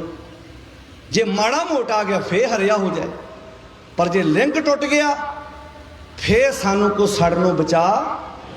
ਇਸੇ ਅੱਗ ਨੂੰ ਕਿਹਾ ਸੀ ਭਾਈ ਗੁਰਦਾਸ ਜੀ ਨੇ, ਬਾਬਾ ਦੇਖੈ ਧਿਆਨ ਧਰ। ਅੱਗੇ ਸਾਧ ਸੰਗਤ ਜੀ, ਇਹ ਬੜੀ ਬਾਣੀ ਪੜ੍ਹਦੇ ਹੁੰਦੇ ਸੀ ਆਪਾਂ ਨੂੰ ਹੋਇਆ ਕੀ ਆ? ਆਪਾਂ ਤਾਂ ਤੁਕਾਂ ਪੂਰੀਆਂ ਕਰ ਦਿੰਦੇ ਸੀ। ਵੇਖੋ ਕਿਸੇ ਲੰਡੂ ਜੇ ਕਲਾਕਾਰ ਦਾ ਗਾਣਾ ਆਵੇ ਨਾ 4-5 ਦਿਨ ਪਹਿਲਾਂ, ਤੇ ਸਾਡੇ ਲੋਕ ਸੁਣ ਕੇ ਗਾਣੇ ਬੋਲੋ ਜੀ, ਤੇ ਬਾਣੀ ਤੇ ਕਿੰਨੇ 100 ਸਾਲ ਪਹਿਲਾਂ ਉਚਾਰਨ ਕੀਤੀ ਹੈ। ਇਹ ਕਿਉਂ ਨਹੀਂ ਯਾਦ ਸਾਨੂੰ ਭਲਾ? ਕਿਉਂਕਿ ਭਾਈ ਸਾਹਿਬ ਅੰਦਰ ਪੜ੍ਹ ਰਹੇ ਹੁੰਦੇ ਤੇ ਅਸੀਂ ਬਾਣੀ ਕੋਲ ਹੁੰਦੇ ਹੀ ਨਹੀਂ। जे काश दो बाणी ਦੀਆਂ ਤੁਕਾਂ याद ਹੋਣਗੀਆਂ ਕੋਈ ਬਾਣੀ ਦੀ ਵਿਚਾਰ ਬਾਰੇ ਪਤਾ ਹੋਏਗਾ। ਹੁਣ ਇੱਥੇ ਕਿੰਨਾ ਕੀਮਤੀ ਸ਼ਬਦ ਗੁਰੂਦੇਵ ਨੇ ਵਰਤਿਆ, ਭੀਤਰ ਅਗਨ। ਜਿਵੇਂ ਦਰਖਤ ਦੇ ਅੰਦਰ ਅੱਗ ਹੈ, ਭੀਤਰ ਅਗਨ, ਭੀਤਰ ਅਗਨ ਬਨਸਪਤ ਮੌਲੀ, ਅੰਦਰ ਅੱਗ ਹੈ, ਬਾਹਰੋਂ ਬਨਸਪਤੀ ਹਰੀ ਹੈ। ਪਰ ਦਰਖਤ ਨੂੰ ਅੱਗ ਕਿਉਂ ਲੱਗਦੀ? ਕਿਉਂਕਿ ਦਰਖਤ ਦੀਆਂ ਜੜ੍ਹਾਂ ਧਰਤੀ ਨਾਲ ਜੁੜੀਆਂ ਹੋਈਆਂ ਨੇ। ਸਾਗਰ ਪੰਡੇ ਪਾਇਆ, ਜਿਵੇਂ ਬਾਹਰ ਸਮੁੰਦਰ ਹੈ, ਇੱਦਾਂ ਬੰਦੇ ਦੇ ਜੀਵਨ ਦੇ ਅੰਦਰ ਵੀ ਸਮੁੰਦਰ ਹੈ। ਚੰਦ ਸੂਰਜ ਦੋਏ ਘਰ ਹੀ ਭੀਤਰ, ਐਸਾ ਗਿਆਨ ਨਾ ਪਾਇਆ। ਹੁਣ ਧਿਆਨ ਨਾਲ ਸੁਣਿਓ, ਜਿਵੇਂ ਬਾਹਰ ਸਮੁੰਦਰ 'ਚ ਸੁਨਾਮੀ ਆਉਂਦੀ ਹੈ, ਅੱਗ ਲੱਗ, ਆਪਾਂ ਵੇਖਿਆ ਜਦੋਂ ਜਾਪਾਨ 'ਚ ਸੁਨਾਮੀ ਆਈ ਕਿੰਨਾ ਨੁਕਸਾਨ ਹੋਇਆ। ਹੁਣ ਬਾਹਰ ਦੀਆਂ ਸੁਨਾਮੀਆਂ ਨਾ ਤੁਸੀਂ ਰੋਕ ਸਕਦੇ ਹੋ, ਨਾ ਮੈਂ ਰੋਕ ਸਕਦਾ, ਸਾਡੇ ਹੱਥ ਵੱਸ ਨਹੀਂ ਹੈਗਾ। ਪਰ ਪਾਤਸ਼ਾਹ ਕਹਿੰਦੇ ਬੰਦੇ ਦੀ ਜਿਹੜੀ ਅੰਦਰ ਦੀ ਸੁਨਾਮੀ ਆ ਨਾ, ਇਹ ਬੰਦਾ ਰੋਕ ਸਕਦਾ। ਇਸ ਸੁਨਾਮੀ ਨੂੰ ਕੰਟਰੋਲ ਕੀਤਾ। ਕਿਹੜੀ ਸੁਨਾਮੀ ਹੈ? ਜਦੋਂ ਸੁਨਾਮੀ ਆਉਂਦੀ ਹੈ, ਸ਼ਹਿਰਾਂ ਦੇ ਸ਼ਹਿਰ, ਕੰਟਰੀਆਂ ਦੀਆਂ ਕੰਟਰੀਆਂ ਤਬਾਹ ਕਰ ਜਾਂਦੀ ਹੈ, ਲਾਵਾ ਫੁੱਟਦਾ। ਬੰਦੇ ਦੇ ਅੰਦਰ ਵੀ ਸੁਨਾਮੀ ਆਉਂਦੀ ਹੈ। ਕਿਹੜੀ? ਹੁਣ ਕਿਸੇ ਪਰਿਵਾਰ 'ਚ ਲਾਲਚ ਦੀ ਸੁਨਾਮੀ ਆ ਜਾਏ, ਭਰਾ ਕੋਲੋਂ ਭਰਾ ਮਰਵਾਉਂਦੀ ਹੈ ਕਿ ਨਹੀਂ? ਇਹ ਸੁਨਾਮੀ ਬੋਲ ਕੇ ਦੱਸਿਓ ਜੀ। ਪਿਓ ਕੋਲੋਂ ਪੁੱਤ, ਤਾਏ ਚਾਚੇ ਕੋਲੋਂ ਕਾਮ ਵਾਸ਼ਨਾ ਦੀ ਸੁਨਾਮੀ ਆ ਜਾਏ, ਪਤਨੀ ਕੋਲੋਂ ਪਤੀ ਨੂੰ ਜ਼ਹਿਰ ਦਵਾ ਦਿੰਦੀ ਹੈ, ਤੇ ਪਤੀ ਕੋਲੋਂ ਪਤਨੀ ਨੂੰ ਜ਼ਹਿਰ ਦਵਾ ਦਿੰਦੀ ਹੈ। ਨਹਿਰਾਂ ਛਾਲ ਮਰਵਾਉਂਦੀ ਹੈ ਕਿ ਨਹੀਂ ਮਰਵਾਉਂਦੀ? ਬੋਲ ਕੇ ਦੱਸਿਓ ਜੀ। ਜਿਹੜਾ ਆਪਣੇ ਬੱਚੇ ਨੂੰ ਝਰੀਟ ਤੱਕ ਨਹੀਂ ਆਉਣ ਦਿੰਦਾ ਤੇ ਆਉਣ ਦਿੰਦੀ, ਜਦੋਂ ਇੱਥੇ ਕਾਮ ਵਾਸ਼ਨਾਵਾਂ ਦੀ ਸੁਨਾਮੀ ਆਉਂਦੀ, ਆਪ ਹੀ ਸਲਫਾਤ ਦੀ ਗੋਲੀ ਜਾਂ ਰੇਲ ਦੀ ਪਟੜੀ ਥੱਲੇ ਸਿਰ ਦੇ ਦਿੰਦੀ ਬੱਚਿਆਂ ਦਾ। ਸੁਨਾਮੀ। ਇਹ ਗੁਰੂ ਗ੍ਰੰਥ ਸਾਹਿਬ ਦੀ ਬਾਣੀ ਬਾਹਰ ਦੀਆਂ ਗੱਲਾਂ ਨਹੀਂ ਕਰਦੀ, ਇਹ ਬੰਦੇ ਦੇ ਅੰਦਰ ਦੀਆਂ ਗੱਲਾਂ ਕਰਦੀ ਹੈ। ਇਹੋ ਹੀ ਤਾਂ ਵਿਲੱਖਣਤਾ ਹੈ ਜੀ। ਪਾਤਸ਼ਾਹ ਕਹਿੰਦੇ ਨੇ ਬਾਹਰ ਦੀ ਸੁਨਾਮੀ ਨਾ ਤੇਰੇ ਕੋਲ ਰੋਕੀ ਜਾਣੀ ਹੈ ਤੇ ਨਾ ਤੂੰ ਰੋਕ ਸਕਦਾ ਹੈ, ਪਰ ਆਹ ਸੁਨਾਮੀ ਰੋਕ ਸਕਦਾ। ਚੰਦ ਸੂਰਜ ਦੋਏ ਘਰ ਹੀ ਭੀਤਰ, ਚੰਦਰਮਾ ਵੀ ਸਾਡੇ ਅੰਦਰ ਹੈ ਤੇ ਸੂਰਜ ਵੀ ਸਾਡੇ ਅੰਦਰ ਹੈ। ਚੰਦਰਮਾ ਕੀ ਹੈ? ਚੰਦਰਮਾ ਠੰਡਕ ਦਾ ਪ੍ਰਤੀਕ ਹੈ। ਕਿਸੇ ਦੀ ਗੱਲ ਨੂੰ ਜਰਨਾ, ਇਹ ਚੰਦਰਮਾ ਵਰਗੀ ਸਹਿਣਸ਼ੀਲਤਾ ਹੈ, ਸਾਰਿਆਂ ਕੋਲ ਹੈਗੀ ਹੈ। ਤੇ ਸੂਰਜ ਕੀ ਹੈ? ਕੰਮ ਕਰਨ ਦਾ ਹੁਨਰ। ਸੂਰਜ ਤਪਦਾ ਹੈ ਨਾ, ਸੂਰਜ ਤਪਦਾ ਹੈ, ਸੂਰਜ ਵਿੱਚ ਤਪਸ਼ ਹੈ। ਬੰਦੇ ਦੇ ਅੰਦਰ ਵੀ ਕੰਮ ਕਰਨ ਦੀ ਕਲਾ ਹੈ, ਬੰਦਾ ਕਿੰਨੇ ਪ੍ਰਕਾਰ ਦੇ ਕੰਮ ਕਰਦਾ ਹੈ। ਤੋ ਗੁਰੂ ਪਾਤਸ਼ਾਹ ਜੀ ਨੇ ਇਹ ਜੇ ਵਿਚਾਰ ਬਖਸ਼ਿਸ਼ ਕੀਤੇ, ਉਪਦੇਸ਼ ਦਿੱਤਾ, ਗਿਆਨ ਦਿੱਤਾ। ਪੰਜ ਪਿਆਰੇ ਸਾਹਿਬਾਨ ਜਿਨ੍ਹਾਂ ਪ੍ਰਾਣੀਆਂ ਨੇ ਖੰਡੇ ਦੀ ਪਹੁ ਲਈ ਹੈ, ਉਹਨਾਂ ਨਾਲ ਗੁਰੂ ਸਾਹਿਬ ਦੀ ਹਜ਼ੂਰੀ 'ਚ ਆ ਰਹੇ ਨੇ। ਆਓ ਉਹਨਾਂ ਦੀ ਆਮਦ ਵਿੱਚ ਇੱਕ ਵਾਰੀ ਜਕਾਰਾ ਛੱਡੀਏ। ਬੋਲੇ ਸੋ ਨਿਹਾਲ। ਜਿੰਨੀ ਦੇਰ ਤੱਕ ਆਪਣੀ ਆਪਣੀ ਜਗ੍ਹਾ ਤੇ ਬੈਠਦੇ, ਆਪਾਂ 2-4 ਮਿੰਟ ਬਾਣੀ ਦੀਆਂ ਤੁਕਾਂ ਪੜ੍ਹ ਲੈਣੀਆਂ, ਤਾਂ ਕਿ ਸਾਡਾ ਮਨ ਸ਼ਬਦ ਦੀ ਵਿਚਾਰ ਵਾਸਤੇ ਟਿਕਾ 'ਚ ਰਵੇ, ਸਾਡਾ ਮਨ ਖਿੰਡੇ ਨਾ। ਸਾਰੇ ਜਾਣੇ ਹਾਜ਼ਰੀ ਲਵਾਓ ਜੀ। ऐसे गुरु को बल बल जाइए, ऐसे गुरु को बल बल जाइए, ऐसे गुरु को बल बल जाइए, ऐसे गुरु को बल बल जाइए, ऐसे गुरु को बल बल जाइए।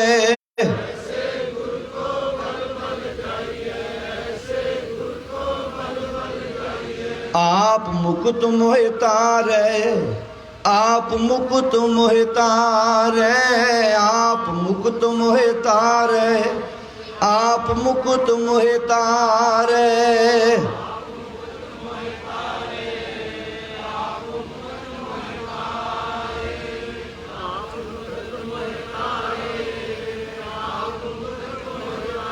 फूल मार्ग जिन्हें बताया, फूल मार्ग जिन्हें बताया,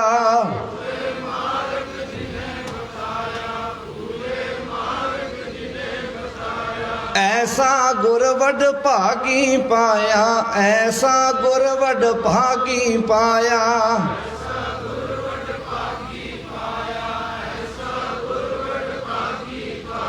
ऐसा गुरवड भागी पाया, ऐसा गुरवड भागी पाया।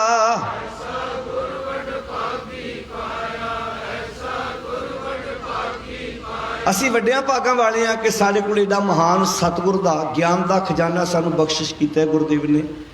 ਤੇ ਬਾਹਰੀ ਤੌਰ ਤੇ ਜਿਹੜੇ ਸੂਰਜ ਚੰਦਰਮਾ ਨੇ, ਉਹ ਤਾਂ ਸਾਡੇ ਜੀਵਨ 'ਚ ਉਹਨਾਂ ਦਾ ਥਾਂ ਹੈ, ਪਰ ਪਾਤਸ਼ਾਹ ਕਹਿੰਦੇ ਨੇ हर मनुखी जीवन दे विच चंद्रमा ते सूरज है। चंद सूरज दोए घर ही भीतर।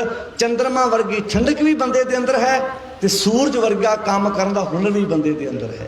पर पातशाह कहंदे ऐसा ज्ञान ना पाया है इंसान, तू अपने अंदर दे इस सूरज ते चंद्रमा नूं कदों समझेगा कि तेनू मालिक ने किन्नियां शक्तियां किन्नियां ताकतां दित्तियां। तां ही पातशाह ने बाणी च आख्या सी, मन मेरेआ अंतर तेरे निधान है, बाहर वस्त ना पाड़। अज सुखी होने लई तू बाहर भज्जा फिरदा है। पातशाह दी बाणी कहंदी है, सुखां दे खजाने तेरे अंदर है, मन रे थिर रहो मत कत जाही जियो, बाहर ढूंढत बहुत दुख पावे, घर अमृत घट माही जियो। तेरे अंदर अमृत भरिया पिया। जिवें पंजां प्यारे साहिबाना ने अज प्राणियां नूं खंडे दी पौल छकाई है। खंडे दी पौल अज छक लई है, पर अमृत बाणी दा रोज़ पीना है। सहज पाठ द्वारा गुरबाणी के कीर्तन विचारां द्वारा मन ने रोज अमृत पीना है। अमृत नाम निधान है मेड़ पीवो भाई, जिस सिमरत सुख पाई है सब तिखा बुझाई, कर सेवा पार ब्रह्म गुर भुख रहे ना काई। ये भुख जीवन चों मिट जाएगी जो साडा मन सच्चा ज्ञान अमृत पीण लग पिया। अमृत पीवो सदा चिर जीवो, हर सिमरत आनंद अनंता, रंग तमाशा पूर्ण आसा, कबू ना व्यापै चिंता। आ चिंतावां विच क्यों ग्रस्त है? क्योंकि मन सच्चा नाम अमृत नहीं पी रहा। तो भाई सत्ता जी ने धन गुरु अंगद साहब जी के प्रथाए क्या फेर वसाया। फेरवान फेरूमल के सुपुत्र धन गुरु अंगद साहब सच्चे पातशाह जी ने नवें सिरों खडूर साहब के लोगों को वसन का तरीका सिखाया। फेर वसाया, फेरवान, सतगुर खडूर, जप तप संजम नाल तुद। धन गुरु अंगद साहब महाराज ताड़ा जीवन जप नाल, जप मीनिंग परमेश्वर की याद, तप मीनिंग सेवा। तुहाडा जीवन जप तप संजम, संजम मीनिंग की है? मन विषयां वकारां विचों अपने आप नूं बाहर कढ के लेके जाना, जीवन संजम च आ जाना। जप तप संजम नाल तुद, पर नाल कहता होर बाकी लुकाई मुच गुरूर।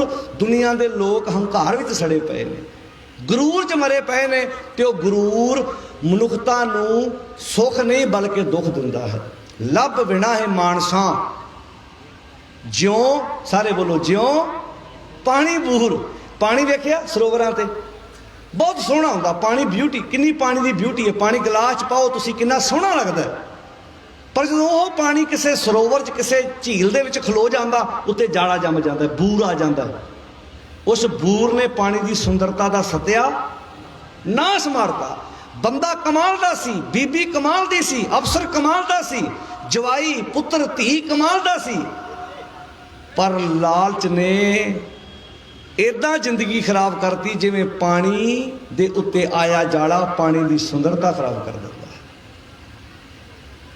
जवाई तो सोहना ही हुंदा, परिवार तो वधिया हुंदे, अफसर तो वधिया हुंदा, फिर की कहते हैं लोग? इदां जीवन खराब हो गया ज्यों पानी बूर। लभ विना है मानसा, लालच मनुखां दे जीवन नूं इंज खराब करदा ज्यों पानी बूर। जिवें पानी जाड़े नूं खराब कर, जाड़ा पानी नूं खराब कर दिंदा। हुण पानी थल्ले है, उत्ते जाड़ा है, जाड़ा परां कर दिओ पानी साफ निकल आउणा थल्ले। बंदे दा बंदा वधिया है, उत्ते लालच दा जाड़ा है। अच्छा बंदा दिसना सोहना चाहुंदा है ते लालच दा जाड़ा परां, उच्ची बोलो, करना नहीं चाहुंदा। ये भी कहंदा लालच भी जीवन चों ना जावे ते लोग भी कहणे इस बंदे नाल दा बंदा कोई नहीं। ये डबल गेम नहीं चलनी। एक चीज़ होर नोट करो, धन गुरु अंगद साहब का एक वाक होर है, कमाया धर्म भी जाता है तो कमाए पाप भी जाते हैं। दोवां का संबंध कमाई नाल है। जो धर्म कमावे ते इस धर्म ना होवे, पाप कमाने पापी जानिए। गुरु अंगद साहब का वाक है। अच्छा बंदा पाप बहुत कमाउंदा है पर पापी खवाउण नूं तैयार नहीं। धर्म कमाउंदा कोई नहीं पर धर्मी खवाउण नूं तैयार है। फिर दोबारा रिपीट करा जी, पाप करदा बहुत है पर कोई उन्होंने कह दे तू पापी है, मनण नूं तैयार है। बोलो साध संगत जी, धर्म कमाउंदा नहीं ਲੋਕਾਂ ਨੂੰ ਆਂਦਾ ਆਖੋ ਇਹਦੇ ਨਾਲ ਦਾ ਧਰਮੀ ਕੋਈ ਨਹੀਂ। ਪਾਤਸ਼ਾਹ ਕਹਿੰਦੇ ਇੰਨੀ ਤੇ ਇਮਾਨਦਾਰੀ ਰੱਖ, ਜੋ ਕਮਾਉਣਾ ਉਹੋ ਹੀ ਅਖਵਾ, ਜੋ ਧਰਮ ਕਮਾਵੇ ਤਿਸ ਧਰਮ ਨਾ ਹੋਵੇ। ਯਾਦ ਰੱਖੀ, ਲੋਕ ਪਾਪੀ ਨੂੰ ਵੀ ਧਰਮੀ ਕਹਿ ਦੇਣਗੇ, ਪਰ ਕਹਿਣ ਨਾਲ ਗੱਲ ਨਹੀਂ ਬਣਨੀ। ਨਾ ਤੇਰਾ ਤਾਂ ਹੀ ਪਕੜਨਾ ਜੋ ਤੇਰੇ ਪੱਲੇ ਕੁਝ ਹੋਇਆ ਤਾਂ। ਕਿਉਂ ਸਾਧ ਸੰਗਤ, ਨਿੰਮ ਨੂੰ ਆਪਾਂ ਸਾਰੇ ਅੰਬ ਕਹੀ ਜਾਈਏ, ਕੋਈ ਚਾਰ ਬੰਦੇ ਕਹਿਣ ਭਾਈ ਇਹਨੂੰ ਅੰਬ ਕਹੋ, ਆਪਾਂ ਡਰਦੇ ਕਹੀ ਜਾਈਏ ਵੀ ਮਾਰ ਪਊਗੀ, ਕਹਿ ਦੋ ਅੰਬ, ਪਰ ਰਹਿਣਾ ਤੇ ਨਿੰਮ ਨੇ। ਉਹ ਬੋਲੋ ਜੀ, ਨਿੰਮ ਹੀ ਹੈ ਨਾ। ਜੇ ਚਾਰ ਬੰਦੇ ਨੇ ਆਪਣੀ ਝੂਠੀ ਉਸਤਤ ਲਈ ਰੱਖ ਵੀ ਲੈ, ਤਾਂ ਹੀ ਗੁਰੂ ਅੰਗਦ ਸਾਹਿਬ, ਗੁਰੂ ਨੌਵੇਂ ਪਾਤਸ਼ਾਹ ਨੂੰ ਕਹਿਣਾ ਪਿਆ ਸੀ ਨਾ। ਅੱਜ ਗੁਰੂ ਨੌਵੇਂ ਪਾਤਸ਼ਾਹ ਗੁਰੂ ਤੇਗ ਬਹਾਦਰ ਮਹਾਰਾਜ ਜੀ ਦਾ ਵੀ ਮੂਲ ਨਾਨਕਸ਼ਾਹੀ ਕੈਲੰਡਰ ਮੁਤਾਬਕ ਅੱਜ 400 ਸਾਲਾ ਪ੍ਰਕਾਸ਼ ਪੁਰਬ ਹੈ। 5 ਵਿਸਾਖ 18 ਅਪ੍ਰੈਲ 1621 ਨੂੰ ਗੁਰੂ ਨੌਵੇਂ ਪਾਤਸ਼ਾਹ ਗੁਰੂ ਤੇਗ ਬਹਾਦਰ ਮਹਾਰਾਜ, ਉਹਨਾਂ ਦਾ ਵਾਕ ਹੈ, ਉਸਤਤ ਨਿੰਦਾ ਦੋ ਤਿਆਗੈ, ਖੋਜੇ ਪੰਦਰਬਾਨਾ, ਜਨ ਨਾਨਕੇ ਖੇਲ ਕਟਨ ਹੈ, ਕਿਨਹੂ ਗੁਰਮੁਖ ਜਾਨਾ। ਝੂਠੀ ਖੁਸ਼ਾਮਦ, ਮੈਂ ਉਸ ਕੁਆਲਿਟੀ ਦਾ ਮਾਲਕ ਨਹੀਂ, ਪਰ ਲੋਕਾਂ ਤੋਂ ਉਮੀਦ ਲਾਉਣਾ ਕਿ ਚਾਰ ਗੱਲਾਂ ਕੋਲੋਂ ਬਣਾ ਕੇ ਮੈਨੂੰ ਵੜਿਆਓ। ਵੈਸੇ ਇੱਕ ਬੇਨਤੀ ਕਰਾਂ, ਧਿਆਨ ਨਾਲ ਸੁਣਿਓ। ਹਰ ਬੰਦੇ ਨੂੰ ਪਤਾ ਮੇਰੇ 'ਚ ਕਿੰਨੇ ਗੁਣ ਆ ਤੇ ਕਿੰਨੇ ਔਗਣ ਆ। ਜਦੋਂ ਕੋਈ ਸਾਡੇ ਬਾਰੇ ਤਾਰੀਫ ਕਰਦਾ, ਸਾਨੂੰ ਪਤਾ ਲੱਗ ਜਾਂਦਾ ਨਾ ਇਹ ਗੱਲਾਂ ਵਾਧੂ ਬਣਾ ਰਿਹਾ, ਇਹ ਗੁਣ ਮੇਰੇ 'ਚ ਹੈ ਨਹੀਂ। ਕਿਉਂ ਸੱਚ ਜੀ ਬੋਲ ਕੇ ਦੱਸਿਓ, ਲੱਗ ਜਾਂਦਾ ਨਾ। ਪਰ ਬੰਦਾ ਰੋਕਦਾ ਕਿਉਂ ਨਹੀਂ? ਕਹਿੰਦਾ ਫ੍ਰੀ 'ਚ ਇੰਨਾ ਕੁਝ ਮਿਲਦੇ, ਮੇਰਾ ਕੀ ਜਾਂਦਾ। ਹੁਣ ਮੰਨ ਲਓ ਮੈਨੂੰ ਪਤਾ ਮੇਰੇ 'ਚ ਗੁਣ ਨਹੀਂ, ਕੋਈ ਬੰਦਾ ਮੇਰੀ ਵਡਿਆਈ ਕਰੇ, ਪਤਾ ਹੈਗਾ, ਪਤਾ ਹੈ, ਪਰ ਬਾਹੋਂ ਫੜ ਕੇ ਰੋਕਣ ਨੂੰ ਜੀ ਕਿਉਂ ਨਹੀਂ ਕਰਦਾ? ਕਿਉਂਕਿ ਮਿਲ ਰਿਹਾ। ਹੋ ਸਕਦਾ ਬੰਦਾ ਇਹ ਵੀ ਸੋਚਦਾ ਹੋਵੇ, ਹੋਦਾ ਮੈਨੂੰ ਪਤਾ ਨਾ ਹੋਵੇ ਮੇਰੇ 'ਚ ਗੁਣ ਹੈਗੇ, ਇਹਨੂੰ ਦਿਸ ਪਏ ਹੋਣ। ਜਿਹਨੇ ਕਦੀ ਮਾਂ ਨੂੰ ਘੁੱਟ ਪਾਣੀ ਦਾ ਨਹੀਂ ਪਿਆਇਆ, ਭੋਗ ਵੇਲੇ ਉਹਦੇ ਬਾਰੇ ਵੀ ਬੋਲਿਆ ਜਾਂਦਾ, ਇਹਨਾਂ ਬੜੀ ਮਾਂ ਦੀ ਸੇਵਾ ਕੀਤੀ, ਸੁਣੀ ਜਾਂਦਾ, ਕਹਿੰਦਾ ਉਸਦਾ ਸੁਪਨੇ 'ਚ ਪਿਆ ਗਿਆ ਹੋਵਾਂ ਕਿਤੇ, ਮੈਨੂੰ ਨਾ ਪਤਾ ਲੱਗਾ ਹੋਵੇ। ਹੋ ਸਕਦਾ ਮੈਂ ਸੁਪਨੇ 'ਚ ਪਿਆਤਾ ਹੋਵੇ ਕਿਤੇ। ਹੁਣ ਸਤਿਗੁਰੂ ਪਾਤਸ਼ਾਹ ਦੀ ਬਾਣੀ ਇਹ ਕਹਿ ਰਹੀ ਹੈ ਸਾਨੂੰ, ਕਹਿੰਦੇ ਲੱਭ ਵਿਣਾ ਹੈ ਮਾਨਸਾਂ, ਲਾਲਚ ਨੇ ਬੰਦਿਆਂ ਦੇ ਜੀਵਨ ਏਦਾਂ ਖਰਾਬ ਕਰ ਦਿੱਤੇ ਜਿਵੇਂ ਸੋਹਣੇ ਪਾਣੀ ਦੇ ਉੱਤੇ ਪਾਇਆ ਹੋਇਆ ਬੂਰ ਪਾਣੀ ਦੀ ਸੁੰਦਰਤਾ ਖਰਾਬ ਕਰ ਦਿੰਦਾ।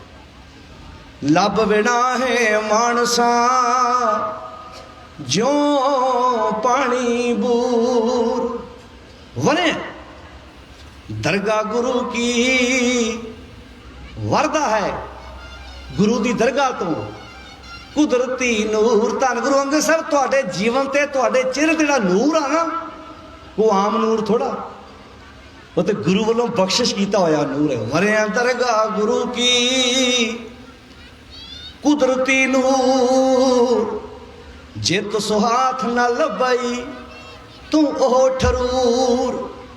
ਹਾਥ ਅਰਥ ਦਾ ਪਤਾ ਕੀ, ਜਿਹੜੇ ਪਾਣੀ ਦੇ ਵਿੱਚ ਤੁਸੀਂ ਖਲੋ ਕੇ ਧਰਤੀ ਨੂੰ ਹੱਥ ਲਾ ਦਿਓ, ਤੁਸੀਂ ਕਹਿੰਦੇ ਹੱਥ ਪਾਣੀ ਹੈ, ਤੇ ਜਿਹੜੇ ਪਾਣੀ 'ਚ ਖਲੋ ਕੇ ਤੁਹਾਡਾ ਹੱਥ ਜ਼ਮੀਨ ਨਾਲ ਨਾ ਲੱਗੇ, ਫਿਰ ਆਪਾਂ ਕਹਿੰਦੇ ਪਾਣੀ ਡੂੰਘਾ ਹੈ।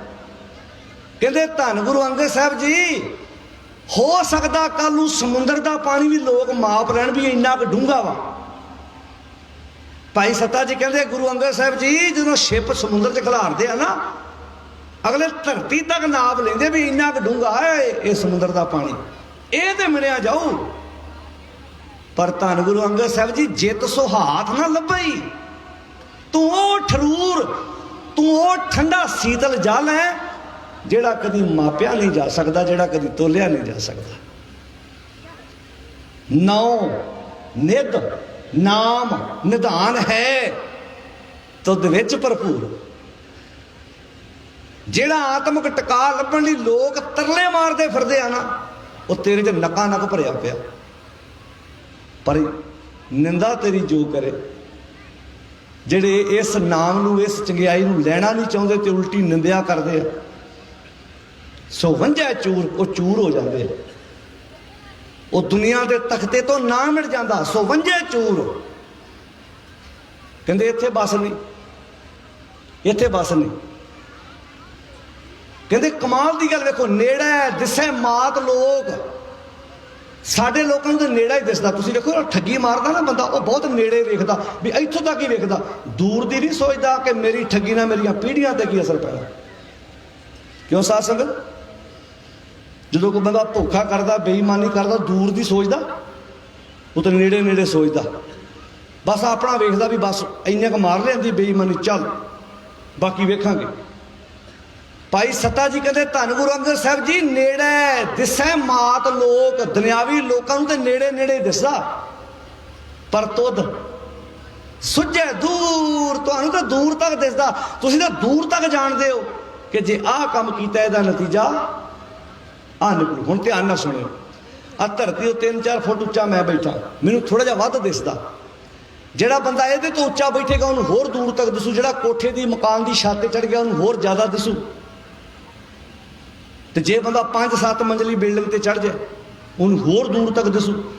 ਜਦੋਂ ਆਪਾਂ ਪਲੇਨ 'ਚ ਸਫ਼ਰ ਕਰਦੇ ਹਾਂ ਉਦੋਂ ਆਪਾਂ ਨੂੰ ਪੂਰਾ ਸ਼ਹਿਰ ਹੀ ਇੰਨਾ ਕੁ ਲੱਗਦਾ, ਦੂਰ ਤੱਕ ਦਿਸਦਾ। ਹੁਣ ਗੱਲ ਇੱਥੇ ਸ਼ਹਿਰ ਦੀ ਨਹੀਂ, ਗੱਲ ਇੱਥੇ ਪਲੇਨ ਦੀ ਨਹੀਂ, ਗੱਲ ਬੰਦੇ ਦੀ ਸੁਰਤ ਦੀ ਹੈ। ਜਿੰਨੀ ਸੁਰਤ ਉੱਚੀ ਹੁੰਦੀ ਜਾਊ ਉਹਨਾਂ ਦੂਰ ਤੱਕ ਦਿਸੂ। ਫਿਰ ਉਹਨੂੰ ਆਪਣੇ ਵਿਹੜੇ 'ਚ ਖੇਡਦੇ ਬੱਚੇ ਆਪਣੇ ਨਹੀਂ ਦਿਸਣੇ। ਉਹਨੇ ਕਹਿਣਾ ਨਹੀਂ, ਜਿੱਦਾਂ ਦਾ ਮੇਰਾ ਪਰਿਵਾਰ, ਮੇਰੀ ਦੁਕਾਨ ਤੇ ਕੰਮ ਕਰਨ ਵਾਲੇ ਸਟਾਫ ਦਾ ਵੀ ਉੱਦਾਂ ਦਾ ਪਰਿਵਾਰ, ਮੈਂ ਉਹਦਾ ਵੀ ਧਿਆਨ ਰੱਖਣਾ, ਕਿਤੇ ਇਹੋ ਜਿਹਾ ਗੁਨਾਹ ਨਾ ਹੋ ਜਾਏ ਕੱਲ ਨੂੰ ਮੇਰੇ ਕਰਕੇ ਉਹ ਆਤਮ ਹੱਤਿਆ ਕਰ ਲਵੇ।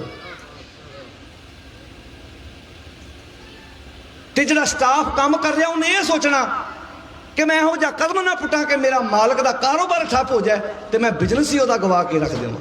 ਦੋਨਾਂ ਪੱਖੋਂ ਇਮਾਨਦਾਰੀ ਆ ਜੋ ਜੀਵਨ 'ਚ। ਤੂੰ ਸੁਝੇ ਤੂੰ ਕਾਸ ਇਹਨਾਂ ਸ਼ਬਦਾਂ ਨੂੰ ਇਦਾਂ ਲਿਆ ਹੁੰਦਾ, ਬਾਹਰਲੀਆਂ ਕੰਟਰੀਆਂ ਨੂੰ 50-50 ਲੱਖ ਸੂਟਕੇਸਾਂ 'ਚ ਪਾ ਕੇ ਜਾਣ ਦੀ ਲੋੜ ਨਾ ਪੈਂਦੀ। ਅਸੀਂ ਇਹਨਾਂ ਦੇਸ਼ਾਂ ਨੂੰ ਐਡਾ ਕਮਾਲ ਦਾ ਬਣਾ ਦਿੰਦੇ, ਲੋਕ ਵੀਜ਼ਾ ਲੈ ਲੈ ਕੇ ਆਉਂਦੇ, ਭਾਈ ਤੁਹਾਡੇ ਦੇਸ਼ ਨਾਲ ਦਾ ਤਾਂ ਦੇਸ਼ ਹੀ ਕੋਈ ਨਹੀਂ। ਪਰ ਸਾਨੂੰ ਪਤਾ ਕੀ ਲੱਗਦਾ, ਸਾਡੇ ਕੋਲ ਇਹ ਤੇ ਬਣਨਾ ਨਹੀਂ। ਅੱਗੇ ਤੁਸੀਂ ਬੋਲਦੇ ਹੋ ਅਗਲਿਆਂ ਦਾ ਬਣਿਆ ਖਰਾਬ ਕਰੀਏ ਜਾ ਕੇ, ਹੋ ਜਾਣਾ। ਮੈਂ ਜਿੰਨਿਆਂ ਦੇਸ਼ਾਂ ਦਾ ਪਾਣੀ ਪੀਤਾ ਮੈਂ ਤੱਤ ਕੱਢਿਆ ਵੀ ਹੋ ਜਾਣਾ, ਹੋ ਇੱਦਾਂ ਜਾਣਾ। ਅਸੀਂ ਆਦਤਾਂ ਸੁਧਾਰਨੀਆਂ ਨਹੀਂ, ਅਖੀਰ 5-7 50-60 ਸਾਲਾਂ ਬਾਅਦ ਉਹਨਾਂ ਪਤਾ ਕਹਿਣਾ ਭਾਈ ਚੰਗਾ ਭਲਾ ਦੇਸ਼ ਸੀ ਆਣ ਕੇ ਸਾਡਾ ਵਿਗਾੜਤਾ, ਉੱਥੇ ਹੀ ਚੱਲੋ ਜਿੱਥੋਂ ਤੁਸੀਂ ਆਏ। ਇਹ ਖਤਰੇ ਦੀ ਘੰਟੀ ਹੈ। ਸੱਚ ਇਹ ਜਾਣਿਓ, ਆਪਣੇ ਆਪ ਨੂੰ ਇਹਨਾਂ ਮਜ਼ਬੂਤ ਕਰੋ। ਜਿਹੜਾ ਇਮਾਨਦਾਰ ਬੰਦਾ, ਕੰਮ ਕਰਨ ਵਾਲਾ ਬੰਦਾ ਹੈ, ਉਹ ਹਿੱਕ ਡਾਹ ਕੇ ਲੜਦਾ। ਧੰਨ ਗੁਰੂ ਨਾਨਕ ਸਾਹਿਬ ਜੀ ਤੁਰ ਪਏ ਭਾਈ ਮਰਦਾਨਾ ਜੀ ਨੂੰ ਨਾਲ ਲੈ ਕੇ, ਆ ਮਰਦਾਨਿਆਂ ਆਪਾਂ ਵੱਡੇ ਵੱਡੇ ਰਾਜਿਆਂ ਨੂੰ ਸਿੱਧੇ ਰਾਹ ਪਾਉਣਾ। ਤੁਰੋ ਤੇ ਸਹੀ, ਅਸੀਂ ਤਾਂ ਬੀਜ ਹੀ ਖਤਮ ਕਰਕੇ ਬਹਿ ਗਏ। ਅਸੀਂ ਤਾਂ ਸਿਆਸਤ ਹੀ ਇੰਨੀ ਗੰਦੀ ਕਰ ਲਈਏ ਵੀ ਨਾ ਸਭ ਕੁਝ ਖਤਮ। ਇੱਦਾਂ ਕਿ ਇਹ ਨਹੀਂ ਸੁਧਾਰ ਹੋਣਾ ਕਿਉਂ ਨਹੀਂ ਹੈ? ਇੱਕ ਵੋਟ ਵਿੱਚ ਜਿਮ ਜਾਣ ਵਾਲੇ ਬੰਦੇ ਦੀ ਵੋਟ 'ਚ ਵੀ ਉਨੀ ਤਾਕਤ ਹੈ ਤੇ ਨਸ਼ੇੜੀ ਬੰਦੇ ਦੀ ਵੋਟ 'ਚ ਵੀ ਉਨੀ ਤਾਕਤ ਹੈ। ਜਿਹੜੀ ਵੋਟ ਹੈ ਨਾ, ਜਿਹੜਾ ਬੰਦਾ 2 ਘੰਟੇ ਜਿਮ ਲਾਉਂਦਾ ਉਹਦੇ ਵਿੱਚ ਉਹਦੀ ਵੋਟ 'ਚ ਵੀ ਉਨੀ ਪਾਵਰ ਹੈ, ਤੇ ਨਸ਼ੇ ਕਰਨ ਵਾਲੇ ਬੰਦੇ ਦੀ ਵੋਟ 'ਚ ਵੀ ਉਨੀ ਪਾਵਰ ਹੈ। ਇਹ ਓਵਰਆਲ ਗੱਲ ਕਰ ਰਿਹਾ ਮੈਂ, ਧਿਆਨ ਨਾਲ ਸੁਣਿਓ। ਪੜ੍ਹੇ ਲਿਖੇ ਨੌਜਵਾਨ ਵੀਰ ਬੈਠੇ ਜੀ, ਦੋਨਾਂ ਦੀ ਵੋਟ ਵਿੱਚ। ਤੇ ਜਦੋਂ ਜਿਸ ਬੰਦੇ ਦੀ ਜਿੱਥੇ ਸਾਹ ਰਾਗ ਹੋਵੇ ਨਾ ਉੱਥੇ ਹੱਥ ਰੱਖ ਦਿਓ ਇੱਦਾਂ, ਜਿਵੇਂ ਕਿ ਇਹਦੀ ਆਹ ਜ਼ਖਮ ਦੋਦਾ ਤੋਂ ਨੱਪ ਦਿਓ। ਤੇ ਲੀਡਰ ਦੀ ਸਾਹ ਰਾਗ ਵੋਟ ਹੈ, ਸਾਹ ਰਾਗ ਨੱਪ ਦਿਓ, ਲੀਡਰ ਖਤਮ, ਲੀਡਰ ਖਲਾਸ, ਟੁੱਟ ਗਿਆ। ਦੁੱਖ ਉਦੋਂ ਆਉਂਦਾ ਜਦੋਂ 4 ਕਹਿੰਦੇ ਅਸੀਂ ਤੁਹਾਡੇ ਨਾਲ ਆ ਤੇ 5 ਆ ਕੇ ਜੁੱਤੀਆਂ ਚੜ੍ਹਦੇ ਫਿਰਦੇ ਲੀਡਰਾਂ ਨੂੰ। ਦੁੱਖ ਉਦੋਂ ਆਉਂਦਾ ਆਪਣੀਆਂ ਚੇਅਰਮੈਨੀਆਂ ਤੇ ਆਪਣੀਆਂ ਪ੍ਰਧਾਨੀਆਂ ਲੈਣ ਦੀਆਂ ਬਦਲੇ। ਉਦੋਂ ਮਨ ਚਾਹੁੰਦਾ, ਉਦੋਂ ਉਹ ਵੀ ਕਹਿੰਦੇ ਆ ਜਦੋਂ ਤੱਕ ਇਹਨਾਂ ਦੇ ਵਿੱਚ ਗਦਾਰ ਹੈਗੇ ਆ ਇਹ ਸਾਡਾ ਕੁਝ ਵੀ ਨਹੀਂ ਕਰ ਸਕਦੇ। ਸਾਰੇ ਇਕੱਠੇ ਹੋ ਜਾਣ, ਗੁੱਠਣੇ ਲਵਾਏ ਪਏ ਅੰਦੋਲਨ ਨੇ, ਸਰਕਾਰ ਉਦੋਂ ਲਿਲਕੜੀਆਂ ਕੱਢਦੀ ਫਿਰ ਅਮਿਤ ਸ਼ਾਹ ਵਰਗਿਆਂ ਨੂੰ ਗਲੀਆਂ 'ਚ ਤੋੜ ਦਿੱਤਾ ਇਸ ਅੰਦੋਲਨ ਨੇ। ਇਸ ਤੋਂ ਵੱਡੀ ਪਾਵਰ ਕੀ ਹੋਏਗੀ ਜੀ? ਸਿਰਫ ਸਾਨੂੰ ਤਗੜੇ ਹੋਣ ਦੀ ਲੋੜ ਹੈ। ਕਦੀ ਇਹੋ ਜੰਗ ਗੁਰੂ ਪਾਤਸ਼ਾਹ ਪਹਾੜੀ ਰਾਜਿਆਂ ਨਾਲ ਲੜਦੇ ਸੀ, ਇਹੋ ਜੰਗ ਔਰੰਗਜ਼ੇਬ ਨਾਲ ਸੀ ਕਿ ਇੱਥੇ ਹਰ ਇੱਕ ਬੰਦਾ ਆਜ਼ਾਦੀ ਨਾਲ ਜ਼ਿੰਦਗੀ ਜੂ ਸਕੇ। ਇਹੋ ਜੰਗ ਅੱਜ ਹੈ। ਹਰ ਬੰਦੇ ਦੀ ਦੁਕਾਨ ਚੱਲੇ, ਹਰ ਬੰਦੇ ਦਾ ਕਾਰੋਬਾਰ ਚੱਲੇ, ਹਰ ਬੰਦਾ ਬਿਜ਼ਨਸ ਕਰੇ, ਹਰ ਬੰਦਾ ਇੱਕ ਦੁਨਿਆਵੀ ਬੰਦਾ ਵੀ ਜੇ ਮੰਡੀ ਵਿੱਚੋਂ ਫਰੂਟ 10 20 15 ਹਜ਼ਾਰ ਦਾ ਲਿਆ ਕੇ ਸ਼ਾਮਾਂ ਨੂੰ 100 200 400 ਕਮਾਉਂਦਾ ਤੇ ਕਮਾ ਸਕੇ। ਇਹ ਚਾਹੀਦੇ ਨੇ ਏਅਰਪੋਰਟ ਵੀ ਇਹਨਾਂ ਦੇ ਹੋ ਜਾਣ, ਅੰਦਾਜ਼ੀਆਂ ਦੇ ਕਾਰੋਬਾਰ ਵੀ ਇਹਨਾਂ ਦੇ ਹੋ ਜਾਣ, ਬਾਕੀ ਹੋ ਜਾਏ ਖਤਮ ਸਭ ਕੁਝ। ਤੇ ਯਾਦ ਰੱਖਣਾ ਇਹ ਗੱਲ, ਮੈਂ ਸ਼ਾਇਦ ਮੀਡੀਆ ਤੱਕ ਵੀ ਜਾਵੇ, ਇੱਥੇ ਫਰਕਸ਼ੀਅਰ ਆਇਆ, ਜਹਾਂਗੀਰ ਆਇਆ, ਇੱਥੇ ਨਾਦਰ ਸ਼ਾਹ ਆਇਆ, ਇੱਥੇ ਅਬਦਾਲੀ ਆਇਆ, ਇੱਥੇ ਬਾਬਰ ਆਇਆ, ਔਰੰਗਜ਼ੇਬ ਆਇਆ, ਜੇ ਰਹੇ ਉਹ ਨਹੀਂ। ਹੁਣ ਤੁਸੀਂ ਬੋਲੋ ਤੁਹਾਡੇ ਨਾਲ ਕੈਮਰਾ ਹੈ ਨਹੀਂ ਤੇ ਰਹਿਣਾ ਤੁਸੀਂ ਵੀ ਨਹੀਂ ਜੀ। ਵਕਤ ਹੈ, ਵਕਤ ਦੀ ਗੰਗਾ 'ਚ ਹੱਥ ਧੋ ਲੈ, ਪਰ ਵਕਤ ਅੱਜ ਨਹੀਂ ਤੇ ਕੱਲ। रवेगी सच्चाई, को हर समान नहीं राजा। ए भूपत सब दिवस चार के झूठे कर दे वाजा, 4 दिनों दे बस, 5वां दिन नहीं होना। ये शब्द ही 4 तां वरते भी अज नहीं तो कल तक वजा जाओगे अपनी जिन्नी वजदी है। पर अखीर बस आ जंग है जिधर तुहानू समझ आ गई गुरु साहब जी दे मान होएगा, गुरु साहब यहो जंग लड़ते सी। ते वैसे एक मैं बेनती अक्सर करदा, इस अंदोलन चो एक चीज़ साफ हो गई, जी RSS इन्ने लंबे टाइम तो सिखां की तस्वीर विगाड़ के पेश कर रही सी, इस अंदोलन ने यहो जी तस्वीर साफ कर दी। RSS नूं हुण फिर दोबारा तो 50-100 साल काम करना पऊगा तस्वीर विगाड़न लई। बस साम के रखियो, साम के रखो। सेवा परोपकार करोने में भी बड़िया बड़िया दी चीकां निकल गई, अंदानिया बानियां दे प्रोडक्ट उन्हां तो बिना भी लोगों ने सार लिया। पर जे नहीं सरिया, धरती की हिक पाड़ के पैदा की अनाज तो बिना नहीं सरिया, किसान दे पैदा किए प्रोडक्ट तो बिना नहीं सरिया, किसान दे पैदा किए दुध मक्खन तो बिना ते नहीं सरिया। ते इहो पंजाबी कौम है सिख जिन्होंने थां थां ते लंगर लाए हो, चाहे पंजाब सी चाहे पंजाब तो बाहर दी स्टेटां सी, जिथे भी तुसीं बैठे जे उत्थे भी क्या चल भाई जे आपां खाने आ साडा कोई भरा भुखा ना रह जाए।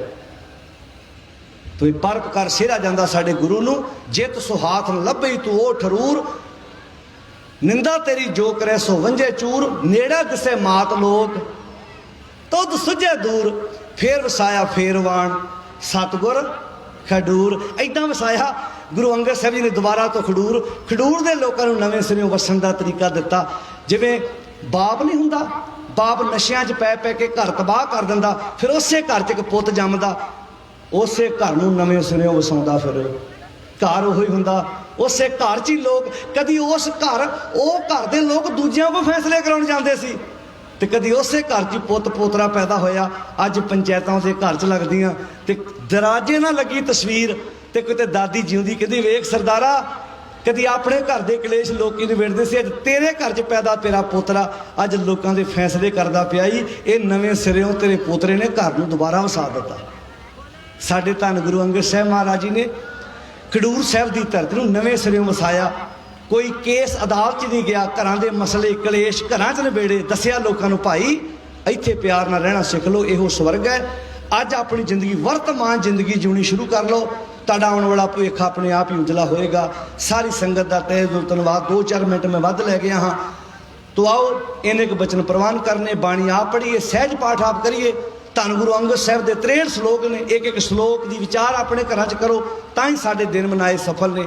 बाणी आप पढ़ो, जिन्नी पढ़ सकते हो, जिन्ना सहज पाठ कर सकते हो, गुरु की विचार वाले बने तुरीए। भैनों तुहाडे अगे भी हाथ जोड़ के बेनती है, जिन्ना समा कढ़ सकते हैं, जिथे बाहरी तौर पर सेवावां कर रहे हैं, उत्थे बाणी पढ़न ते विचारन वाले बने जरूर अपने आप नूं लाइए। सारिਆਂ ਦਾ ਧੰਨਵਾਦ। जिन्ने भी तुसीं वीर भैणां बजुर्ग बच्चे दूरां नेड़िਆਂ तो इस समागम च हाज़री भरी है, सारिਆਂ ਦਾ तहे दिलों धन्नवाद। इत्थों की समुची प्रबंधक कमेटी का धन्नवाद, शुकराना मालक का जिन्हां दी गोद विच बैठ के आपां विचारां दी सांझ पाई है। सारे अदब सत्कार नाल फतेह बुलाओ जी। वाहिगुरू जी का खालसा, वाहिगुरू जी की फतेह।